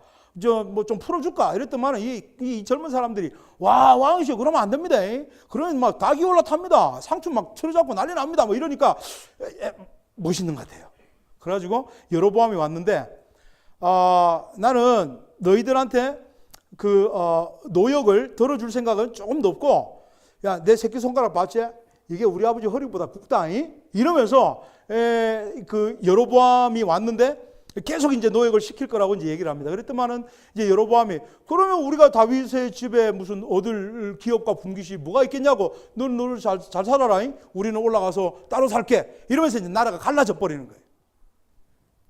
자 그러면서 이 여로보암 성경은요 이때부터 북방 이스라엘을 타고 갑니다. 열왕기 상하는요 남방 유다를 기록하지 않아요. 남방 유다는요 누가 왕이었더라 이때 누가 왕이었다 이걸로 끝이에요. 자세하게 기록한 건 북방 이스라엘 타고 계속 올라가요. 그래서 보세요. 이렇게 갈라지고 나서 25절 보시면 여로보암이 에브라임 산집에 세겜을 건축하고 이제 여기가 이제 사마리아 이쪽 지역이지요. 근데 이제 문제가 생겼습니다. 그러니까 여기 이제 성전은 예루살렘에 있는데 자기가 통치하는 북이스라엘은 성전이 없는 예루살렘 위에서부터 자기가 다스린 땅이거든요. 근데 사실은 이제 이스라엘 남자들은 1년에 3번은 하나님께 제사 드리러 가야 돼요. 유월절, 초막절, 오순절. 요 세 절기는 무조건 가야 되거든요. 근데 이제 나라가 갈라졌으니 이 쫀심이 상할 거 아니에요. 그러니까 아무리 뭐 제사를 드리러 간다고 할지라도 좀 보소, 우리도 좀 같이 예배 좀 드립시다. 이런 건 이제 마음에 허락이 안 되는 거잖아요. 그래가지고 이제 잔머리를 딱 굴려가지고 한 게 뭔가 하면 28절 이에 계획하고 두 금송아지를 만들고 무리에게 말하기를 너희가 다시는 예루살렘에 올라갈 것이 없다. 이스라엘아, 이는 너희를 애굽 땅에서 인도하여 올린 너희의 신들이라 하고 하나는 베델에 두고 하나는 단에 두니라. 그러니까 금송아지 만들어가지고 이제 하나님이라고 막 일에 쌌던 겁니다. 뿐만 아니라 그가 또 산당을 짓고 레위 자손 아닌 보통 백성으로 제사장 삼고 자기 멋대로 제사장 막 세운 거예요. 32절 여덟째 달 곧 그 달 15째 날로 절기를 정하여 유다의 절기와 어떻게 해요? 비슷하게 했다고 합니다. 여러분 분명한 사실은요, 비슷하면 가짜예요. 아무리 비슷해도 가짜입니다. 그러니까 참기름이요 98% 참기름입니다 써 있는 거 여러분 사시겠습니까? 순참기름 100% 참기름 사시죠. 그러니까 비슷하면 가짜라니까요. 2%만 달라도 가짜예요. 지금 여로보암은 가짜 종교 만든 거예요. 혼합 종교 만든 겁니다. 새로운 모델이 떴어요. 여로보암이라고 하는. 그러니까 뒤에 지금 나오는 왕들, 여로보암 뒤에 나오는 왕들은요, 다 이하 동문이에요. 15장 가면요, 15장 25절 보면 유다 왕 아사 왕 둘째 해에 여로보암의 아들 나답이 이스라엘 왕이 돼요. 이러면서 얘기를 하는데 뭐라고 하는가 하면 나답의 했던 일은 한마디로 요약하면 26절 그가 여호와 보기에 악을 행하되 그의 아버지의 길로, 누군가 하면 여로보암의 길인 거예요.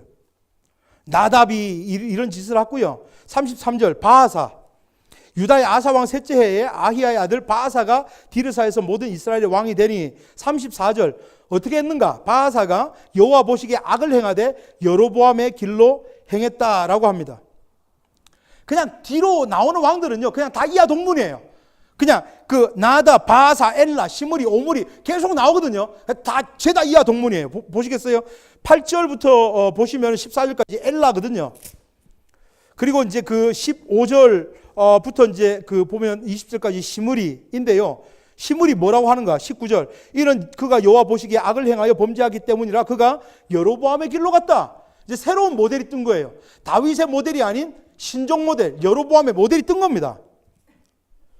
21절 오므리는 어땠는가? 26절 보시면 느밧의 아들 여로보암의 모든 길로 행하며, 그러니까 다 이제 이하 동문이라는 거예요. 그러면서 16장 29절부터는 한 사람 이야기를 성경이 이제 주구장창 하기 시작을 합니다. 누군가 하면 유다의 아사 왕 제38년에 오므리의 아들 아합이 이스라엘의 왕이 되니라. 여기서부터 이제 선생님 이거 안 먹는데요. 네. 첫 번째 부분은 솔로몬 왕이 남북이 갈라지는 이야기인데 두 번째 부분은요, 이거는 아합이라고 하는 사람 이야기예요. 지금 아합이 들어섰는데 아합이 언제 죽는가 하면 여러분 한번 좀 쭉 넘겨보시겠어요? 열왕기상 22장으로 한번 넘어가 봅시다. 한 사람 이야기가 굉장히 오래 가죠. 지금 16장쯤에 지금 들어섰는데 22장 37절 뒤에 가야 죽어요. 그러니까 한 사람 이야기를 얼마나 오래 한 거예요 지금. 37절 왕이 이미 죽음에 지금 누가 죽었는가 하면 아합이 죽었어요. 근데 진짜 놀라운 사실은요, 아합이 지금 이제 죽은 걸로 끝난 것 같았었는데 열왕기 하에 넘어가도 계속 아합 이야기를 계속해요. 그러니까 아합은요, 아까 여로보암이 새로운 모델로 떴잖아요. 그러니까 이제는 여로보암으로도 설명되지 않는 신종 바이러스가 또 뜬 거예요. 이게 누군가 하면 이 아합인 거예요. 얘는 진짜 완전 독감 중에 독감 신종 바이러스인 거예요. 그러니까 열왕기하 1장으로 넘어가시면 아까 열왕기상 22장에서 아합이 죽었는데 열왕기하 1장 1절은 아합이 죽은 후에 죽었는데 또 뭐 아합 이야기를 해요. 3장 1절 한번 넘어가 보세요. 3장 1절 유다 여호사밧 왕 18째 해에 아합의 아들 여호람이, 굳이 아합이라는 사람을 계속 등장시키거든요. 5절도 보세요. 아합이 죽은 후에 8장 16절 한번 넘어가 보세요. 8장 16절 이스라엘의 왕 아합의 아들 요람 제5년. 그러니까 누구라고 얘기하면 되는데 계속 누구의 아들이라고 하는가 하면 아합의 아들이라고 계속해서 성경은 힘주어서 얘기하고 있습니다. 25절 이스라엘의 왕 아합의 아들 요람 제12년에 27절 아하시아가 아합의 집 길로 행하여 28절 그가 아합의 아들 요람과 함께 9장 8절 넘어가도 아합의 온 집안이 멸망하리니, 그러니까 지금 아합이 죽은 지가 언젠데 계속 아합 얘기합니다. 이게 어디까지 가는가 하면요, 여기 지금 뭐 보시면 9장 29절도 아합의 아들 뭐 어쩌고 저쩌고 얘기하죠. 근데 아합의 이야기는 아합과 관련된 이세벨, 또 아합과 관련된 엘리야, 엘리사, 또 아합을 죽이는 그 예후 왕조까지를 다 아합 이야기로 보는 거예요. 이제 그 예후 왕조의 마지막이 어디까지인가 하면 열왕기하 15장 12절 여호와께서 예후에게 말씀하여 이르시기를 내 자손이 4대 동안 이스라엘 왕위에 있으니라 하니라 라고 하면서 지금 여기에 와서야 아합 이야기가 끝나거든요. 그러니까 아합 이야기가 열왕기상 16장에서 시작해가지고 지금 열왕기하 15장까지 오는 동안에 지금 한 사람 이야기만 계속 하고 있는 거예요. 누구 이야기를 하는가 하면 아합 이야기를 계속 하는 거예요. 왜냐하면 아합은 이 상상을 초월할 정도로 하나님을 잘 못 섬기는 걸로 충만했던 왕이었던 겁니다. 신종 바이러스. 그리고 나서 아합 이야기가 끝나면은 성경은 망하는 이야기입니다. 자, 17장 이렇게 한번 보시면 17장 유다의 왕 아하스 제12년에 엘라의 아들 호세아가, 이 호세아는요 그 선지자 호세아하고는 좀 다르세요. 동명이인입니다. 북방 이스라엘의 마지막 왕 호세아. 17장 6절 호세아 제9년에 아수르 왕이 사마리아를 점령하고, 요 얘기 뭔가 하면 요 장면이 북방 이스라엘이 아수르 살만에셀에게 멸망함, 이거 얘기하는 겁니다. 그리고 나서 북방 이스라엘, 지금 아까 제가 말씀드렸잖아요. 열왕기 상하는요 남방 유다 얘기 안 한다 그랬죠. 북방 이스라엘 얘기한다 그랬잖아요. 그러니까 지금 북방 이스라엘 쭉 오다가 호세아 때 지금 북방 이스라엘이 망했습니다. 나라가 없어졌어요. 그 성경은 누구 얘기를 할까요? 남방 유다 얘기를 하는 거예요. 그러니까 망하고 나서 남방 유다에는 누구 있나 이렇게 봤더만은 우리가 잘 아는 히스기야 왕이 있더라는 거예요. 그래서 18장부터 누구 이야기인가 하면 20장까지는 죄다 히스기야 이야기입니다. 그러다가 21장은 므낫세, 아몬, 22장은 요시야 이렇게 나오다가 24장까지 가면 이제 남방 유다도 망하는 이야기가 나와요. 그래서 이제 이 다른 한도 망하는 이야기였던 거예요. 그래서 요거를 그림을 합쳐봤더니 요 그림이 되는 거예요. 한 덩어리 머리 부분은 솔로몬 이야기, 남북이 갈라지는 이야기, 몸통 부분은 아합 이야기, 꼬리 부분은 망하는 이야기. 이렇게 가는 거예요. 머리 부분은 솔로몬 이야기, 남북이 갈라지는 이야기, 몸통은 아합 이야기, 꼬리는 망하는 이야기인 거예요. 여기서 이제 망하고 없으니까 밑에 남방유다 얘기를 하는 거거든요. 그러니까 지금 열왕기 상하 내용이 되게 어려운 게 아니에요. 이것만 알면 너무너무 쉬워요. 자, 그래서 이제 제가 남방유다 멸망하는 그 장면을 말씀드리고, 그 다음에 여러분 조금만 좀 참아주세요. 이제 금방 마칠 거예요. 예레미야, 다니엘, 에스겔의 내용이 도대체 뭔지, 왜 그분들이 말씀을 하셨어야만 하는지, 하나님께서는 그분들에게 무슨 말씀을 왜 하셨는지 그것만 살펴보고 마치도록 하겠습니다. 지금 마지막 부분에 이야기는 이런 거예요. 그냥 꼬리 부분에 이 열왕기 상하가 마치는 부분은 이런 겁니다. 열왕기 상하의 역사가는요 북방 이스라엘을 타고 쭉 흘러온 거예요. 북방 이스라엘이 아수르한테 망했습니다. 망하니까 북방 이스라엘을 타고 오던 역사가의 이야기가 이제 쓸 게 하나도 없어진 거예요. 그래서 남방유다 얘기를 합니다. 그래서 남방유다에 누구 있나 밑에 내려와 봤더니 히스기야가 왕이더라는 거예요. 그래서 히스기야 왕 때도 다 나타나서 찝쩍 되는 나라가 아수르입니다. 랍사게니 뭐 이런 것들이 와가지고 자꾸 찝쩍거리는 거예요. 그런데 이때에 등장한 신흥 바벨론이 아수르를 멸망시켜 버립니다. 그러고 나서 바벨론이 남방 유다도 이렇게 멸망을 시켜요. 북방 이스라엘은 한 방에 그냥 끝납니다. 그냥 호세아 때 살만에셀 와가지고 포위하고 있다가 그냥 쳐버려서 한 방에 끝나는데 남방 유다는요 그렇게 끝나지 않습니다.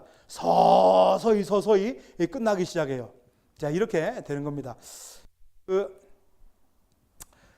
지금 열왕기하 22장부터 시작되는 남방유다의 멸망 이야기가 24장까지 나오는데 그 이야기를요, 제가 이제 재밌게 애니메이션으로 해드릴 테니까 나중에 읽어보세요.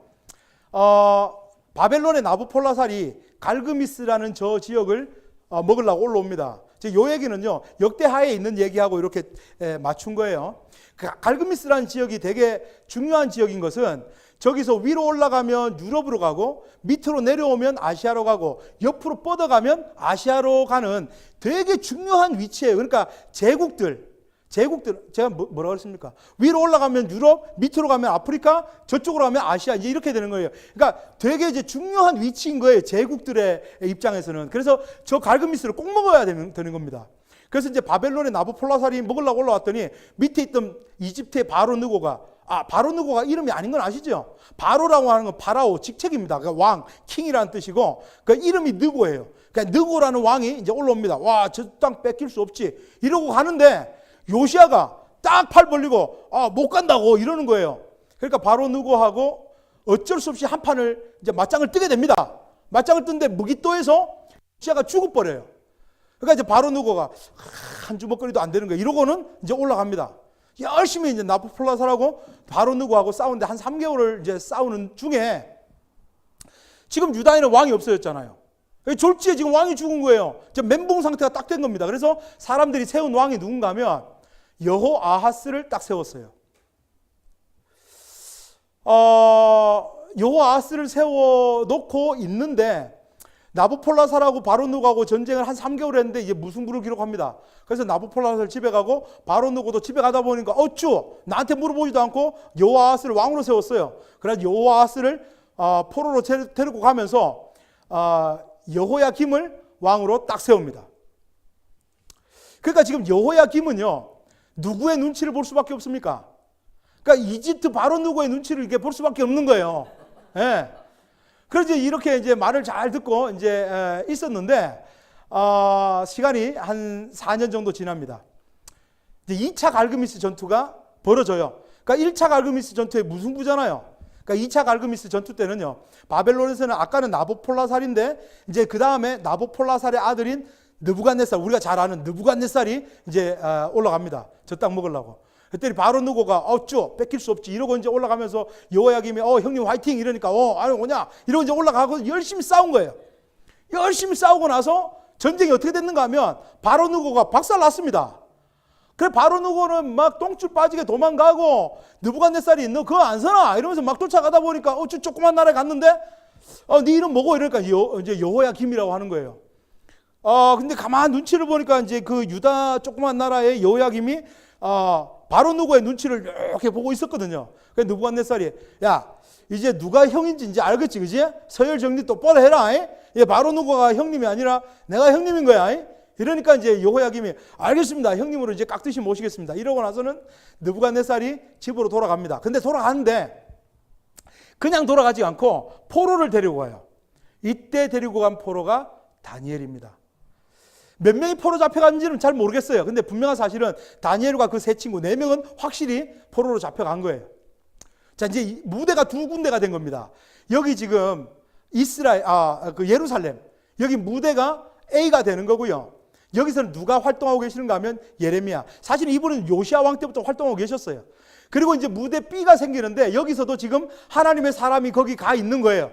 그래서 하나님께서는 거기 무대 B에 바벨론에 있는 다니엘을 통해서도 하나님께서 계속 말씀하십니다. 여호야김의 상황은요, 바로 누구를 눈치 보고 있다가 지금은 이제 느부갓네살의 눈치를 봐야 되는 상황이에요. 근데 이제 여호야김이 느부갓네살 눈치만 잘 보고 있으면 되는데 얘가 이제 엉뚱한 생각을 해가지고 이제 이집트에 이제 끼웃끼웃 하다 보니까 느부갓네살이 화가 잔뜩 난 거예요. 그래가지고 이게 안 되겠는데 이러면서 주변에 특공대를 조직해가지고 암살단 보내가지고 여호야김을 죽입니다. 그러니까 형님 이럴 수 있습니까? 난 죽은 거예요. 그러니까 이제 졸지에 또 왕이 없어진 거죠. 그래서 사람들이 세운 왕이 누군가 하면 여호야긴을 세웁니다.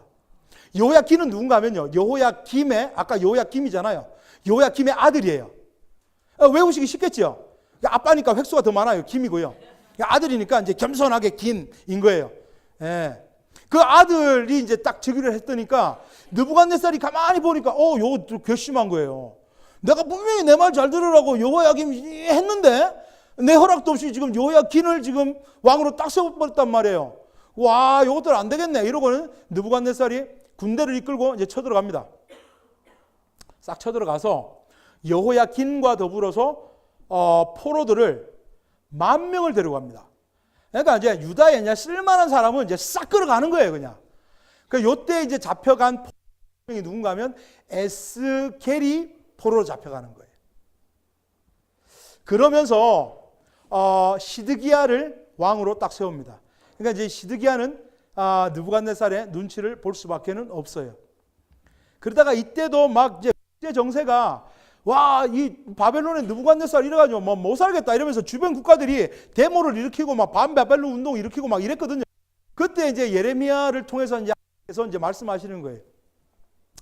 야, 바벨론 내가 징계의 수단으로 내가 너희들 징계하는 거니까 바벨론 말 잘 들어. 그게 내 말 잘 듣는 거야. 라고 하는데 말을 안 들어먹어요, 시드기야가. 그러면서 막 국제 컨퍼런스를 열어가지고 막 애굽 사람 막 암몬사 이게 다 불러가지고 야, 우야면 이제 바벨론 이제 쳐부실까. 이런 국내하고 있으니까 이제 예레미야가 얼마나 답답합니까? 아우, 이 답답이들 이러면서 이제 멍에를 메고 봤지? 하나님이 이렇게 그냥 느부갓네살 잘 섬기래. 고래고래 감을 질러도 말을 안 들어먹는 거예요. 그러다가 결국 시드기야 11년에 왕궁은 느부갓네살에 의해서 왕궁은 불타고 성전도 불타고 성전 안에 있는 그 그릇 아끼면서 시드기야도 포로로 잡혀갑니다. 그러니까 3차 포로가 되는 거죠. 1차 포로는 다니엘, 2차 포로는 에스겔, 3차 포로 시드기야. 근데 시드기야가 잡혀가기 전에 시드기야 보는 앞에서 시드기야 아들들을 싹 다 죽여버리고 시드기야 보는 앞에서 그리고 시드기야 두 눈을 그냥 뽑아가지고, 그러니까 쇠사슬로 묶어가지고 질질 끌고 갑니다. 한 700, 한 몇십 마일 되는 그 길을 이제 끌고 가는 거예요. 이렇게 열왕기하 24장에는 남방 유다가 망하는 것으로 그렇게 이제 열왕기하는 끝나거든요. 근데 여러분 창세기 12장에서 시작됐던 그 하나님의 나라가 창세기에서 하나님 국민 만드시고 출애굽기에서 법 주시고 여호수아에서 땅 주셔서 그 열방에 복되는 나라로 세우셨는데, 그럼 이 나라는 하나님의 나라인데 하나님께서 다스리는 나라인데 이 나라가 지금 망해버렸습니다. 이쯤에서요 우리는 좀 질문을 할 필요가 있어요. 하나님께서 세우신 하나님의 나라가 왜 망했을까? 사실은요, 아까 그 17번 한번 다시 보여주시겠습니까? 지금 이 물고기 그림에서요, 제일 머리, 몸통, 꼬리가 있는데 이 중에서 중요한 부분이 어딜까요? 꼬리 부분이 중요해요. 망한 이야기. 그러면 머리하고 몸통 부분은 뭘 얘기하는가 하면요, 망할 수밖에 없는 이유를 보여주는 거예요. 그래서 망했다는 거예요. 하는 짓거리를 보라고. 망할 수밖에 없지 않냐고. 그렇게 이제 망한 겁니다. 그러면 그 하나님의 나라가 왜 망했나? 근데 하나님께서는요, 예레미야를 통해서 말씀하세요. 그 하나님의 나라 망한 게 아니라 니네들 지금 징계받고 있는 중이라고 말씀하세요. 하나님의 나라가 하나님이 주인이신데 그 주인이신 하나님께서 그 나라 지킬 힘이 없어서 그래서 하나님 그 나라 망했는가? 아니라는 거예요. 그걸 누굴 통해서 말씀하시는가 하면 다니엘을 통해서요. 느부갓네살의 신상을 통해서 나 여호와 하나님 아직 건재하다. 나 세계사의 여전히 주인이다. 이거 보여주시는 겁니다. 그러니까 다니엘 때는 몰랐을 거예요. 그 신상의 그게 이제 뭔지, 제국들의 역사가 어떻게 흘러가는지. 근데 우리는 역사책을 통해서 다 봤잖아요. 그리고 또 한 가지 질문. 이제 하나님의 나라 망했는데 망했으니까 끝인가? 아니래요. 하나님의 목적은요, 망하는 것이 아니라 다시 회복시키는 것, 끝까지 포기하지 않고 그들을 하나님의 나라로 끌고 가는 것이 하나님의 목적이었다는 겁니다. 그래서 예레미야, 다니엘, 에스겔 금방 한번 살펴보고 오늘 마치도록 하겠습니다. 그래서 오늘 우리가 봉독한 말씀이었어요. 예레미야 46장 여기서부터 보죠. 예레미야 25장. 예레미야 25장 11절에 이렇게 말씀하십니다. 이 모든 땅이 폐허가 되어 놀랄 일이 될 것이며 이 민족들은 70년 바벨론의 왕을 섬기리라. 여호와의 말씀이니라. 70년이 끝나면 내가 바벨론의 왕과 그의 나라와 갈대아인의 땅을 으로 말미암아 벌하여 영원히 폐허가 되게 하리라. 70년 말씀하세요. 회복시켜 주실 거래요. 29장도 한번 보실까요? 29장 10절 여호와께서 이같이 말씀하시니라. 바벨론에서 70년이 차면 내가 너희를 돌보고 나의 선한 말을 너희에게 성취하여 너희를 이곳으로 돌아오게 하리라. 그러니까 지금 사실은 그 포로로 다 잡혀가서 살고 있는데 70년 지나면 그 징계 기간이 끝나면 하나님께서 반드시 다시 돌아오게 만드셔서 회복시켜 주실 거라고 지금 약속하고 계십니다. 그러니까 하나님의 진심이 뭔지를 말씀하세요. 여호와의 말씀이니라. 11절이요. 너희를 향한 나의 생각은 내가 하나님 평안이요 재앙이 아니니라. 너희에게 미래와 희망을 주는 것이라고 말씀을 하십니다. 그러면서 우리가 오늘 봉독한 28절 이렇게 말씀하시죠. 여호와의 말씀이라. 내 종 야곱아 내가 너와 함께 있나니. 하나님 떠나지 않으셨대요. 나라가 망한 것처럼 보이지만 하나님은 그들을 떠나지 않으셨답니다. 징계받고 있는 중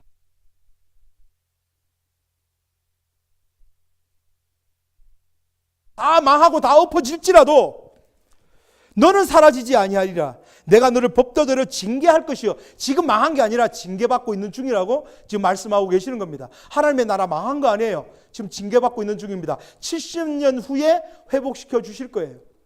또 한 가지 질문이 있었죠. 하나님께서 지킬 힘이 없어서 그 나라 망했는가? 아니래요. 우리 다니엘서 2장 한번 가볼까요? 다니엘서 2장. 지금 느부갓네살이 꿈꾼 거예요. 느부갓네살이 이제 꿈을 꿨는데 무슨 꿈을 꿨는지도 모르고, 그러니까 이제 해석을 해줄 사람도 없고, 그래서 이제 박수, 무당, 술객을 다 모은 거예요. 야, 봐라, 너들 내가 내 꿈 꿨는데, 내가 무슨 꿈 꿨는지 모르는데, 너 꿈 뭐 꿨는지도 알아맞혀야 되고, 해석도 해야 된다. 이러니까, 그거를 알아맞출 사람은 하늘의 신들 외에는 없습니다. 이러니까, 그때 두둔 다니엘이 딱 등장하는 거예요. 그러면서, 그 꿈을 얘기합니다. 2장 36절. 그 꿈이 이러한 즉, 내가 이제 그 해석을 왕 앞에 아뢰리이다. 38절 사람들과 짐승들과 공중의 새들 그 어느 곳에 있는 것을 막론하고 그것들을 왕의 손에 넘기사 다 다스리게 하셨으니 왕은 이어서 왕은 느부갓네살입니다. 곧 그 금머리니이다. 이걸 안 보여요. 이 정신이 지금 24번 한번 보여주시겠습니까? 왕이 꿈을 꿨는데 꿈을 얘기해 주는데 머리는 금으로 돼 있고 가슴과 팔은 은으로 돼 있고 배와 넓적다리는 노수로 돼 있고 종아리는 철로 돼 있고 발은 얼마는 철이고 얼마는 진흙으로 된 것을 이제 본 거예요. 근데 이게 도대체 어떤 의미인가? 이제 그것도 얘기를 해줄 거거든요, 다니엘이. 이제 그거 지금 얘기해 주는 겁니다. 그래서 왕은 그 금머리다. 근데 39절 왕을 뒤이어 왕보다 못한 나라가 일어난다. 그러니까 그 은과 같은 나라, 그 가슴과 팔과 같은 은과 같은 나라. 제국의 흐름을 지금 말씀하시는 거예요. 나라가 나타난다. 또 셋째로 놋 같은 나라가 일어나서 온 세계를 다스릴 것이며 40절 넷째 나라는 강하기가 쇠 같으니, 그러니까 장단지 쇠 같은 나라. 그리고 마지막 42절 그 발가락은 얼마나 쇠요 얼마나 진흙인즉 그 나라가 얼마나 든든하고 얼마나 부서질만 한 것이며. 근데 이제 중요한 게 이거예요. 사람의 손에 의하지 않은 뜨인 돌이 나타나서 신상에 발을 쳐서 신상이 완전히 박살나는 그걸 이제 본 거거든요. 45절 손대지 아니한 돌이 금을 부서뜨린 것을 왕께서 보신 것은 크신 하나님이 장래 일을 알게 하신 것이다.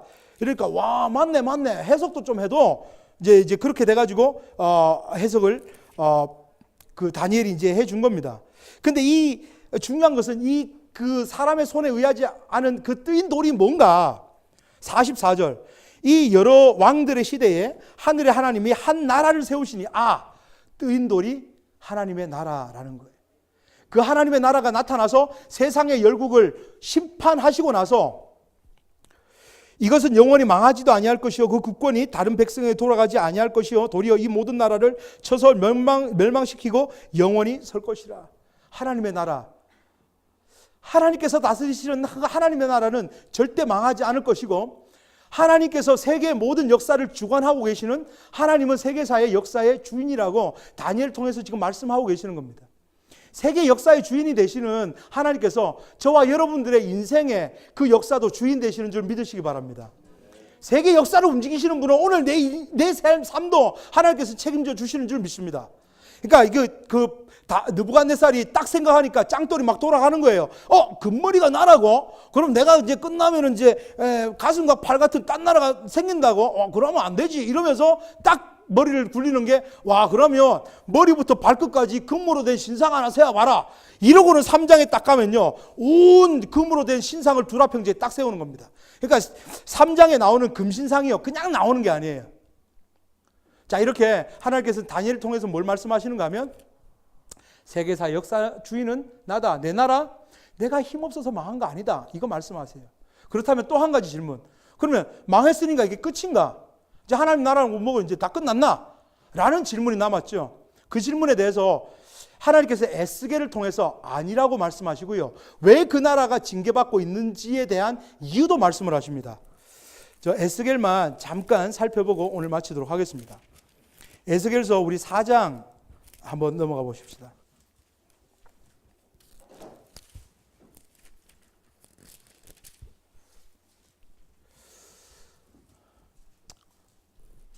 여러분 좀 힘드셔도 조금만요. 다 됐습니다. 4장 1절 너 인자야. 그러니까 지금 에스겔한테 얘기를 하는 거예요. 에스겔 지금 포로로 잡혀가지고 이제 거기 살고 있는 중입니다. 토판을 가져다가 그것을 네 앞에 놓고 한 성읍 곧 예루살렘을 그 위에 그리고 그 성읍을 에워싸되 그것을 향하여 사다리를 세우고 그것을 향하여 흙으로 언덕을 쌓고 그것을 향하여 진을 치고 그것을 향하여 공성태를 둘러 세우고 또 철판을 가져다가 너와 성읍 사이에 두어 철벽을 삼고 성을 포위하는 것처럼 에워싸라. 이것이 이스라엘 족속에게 징조가 되리라. 지금 에스겔은요, 지금 포로 잡혀간 상황에 이제 아직은 유다가 멸망하지 않은 상황입니다. 언제 유다가 멸망하는가 하면요, 이따 보여드릴 텐데 32장에 가야 유다가 멸망합니다. 근데 유다 멸망하기 전에 하나님께서는요, 에스겔을 통해서 남방유다 멸망할 것이라고 지금 말씀하세요.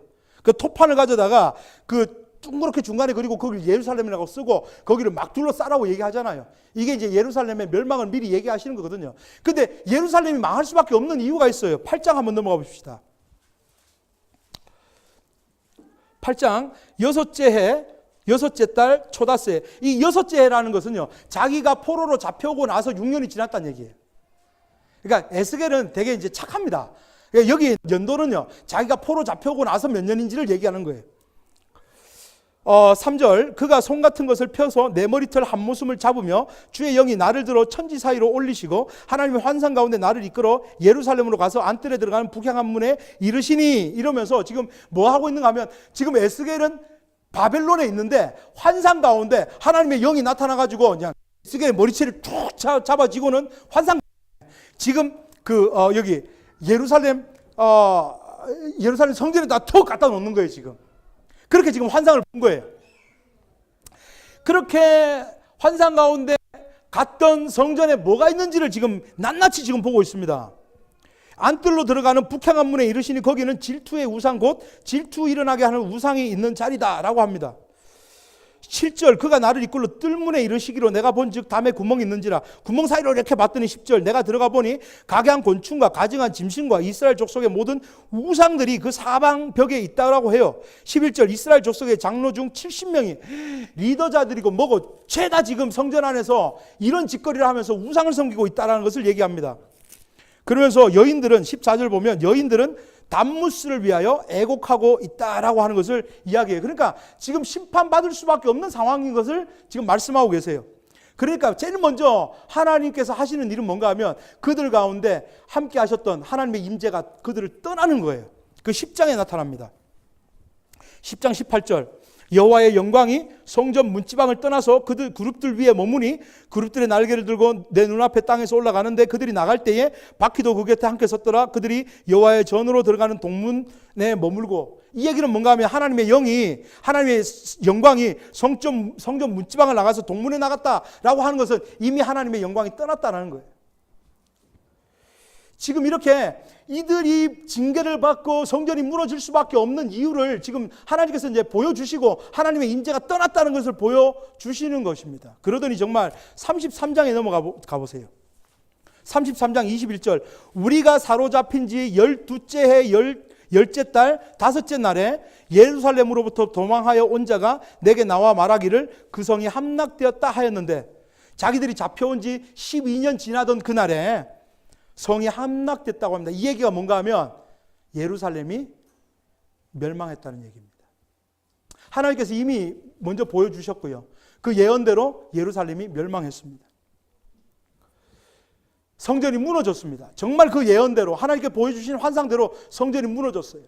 성전이 불탔습니다. 그 현장 앞에서 예레미야는 목을 놓고 엄청 울었습니다. 그래서 부른 노래가 예레미야 애가 아닙니까? 라멘테이션. 슬픈 노래라는 거예요. 이렇게 끝난 건 줄 알았어요. 이렇게 성전이 무너지고. 여러분들, 이스라엘 사람들에게 성전은요 엄청난 의미가 있는 것입니다. 성전은 옛날에 광야에 있던 성막이 이제 가나안에 들어가서 성전이 된 거거든요. 이 성전의 의미는요 하나님의 임재의 장소입니다. 그러니까 성막을 왜 만들려고 했는가 하면 하나님께서 그들과 함께 하시겠다라고 하는 것을 보여주시기 위해서 하나님께서 성막을 지으라고 하셨거든요. 하나님께서 야 내가 너희와 함께 한다 이러니까 하나님 우리 언제 함께 하십니까? 안 보이니까. 그러니까 하나님께서 야 그러면 텐트 하나 짓고 그 이름을 성막이라고 해. 그걸 볼 때마다 하나님의 집이라고 이름 줬으니까 내가 거기 있는 거야. 어디를 가든지 너희가 그 성막을 보면 내가 너희와 함께 하는 걸 좀 알면 좋겠어 라고 했던 게 성막이거든요. 그게 나중에 성전이 되고. 그러니까 성전이라고 하는 의미는 사람들에게 하나님의 임재, 하나님의 통치, 하나님께서 우리와 함께하고 계심이거든요. 그러니까 성전이 무너졌다라고 하는 것은 어떤 의미인가 하면 하나님이 이제 우리를 떠났다, 우리 망했다 이런 의미입니다.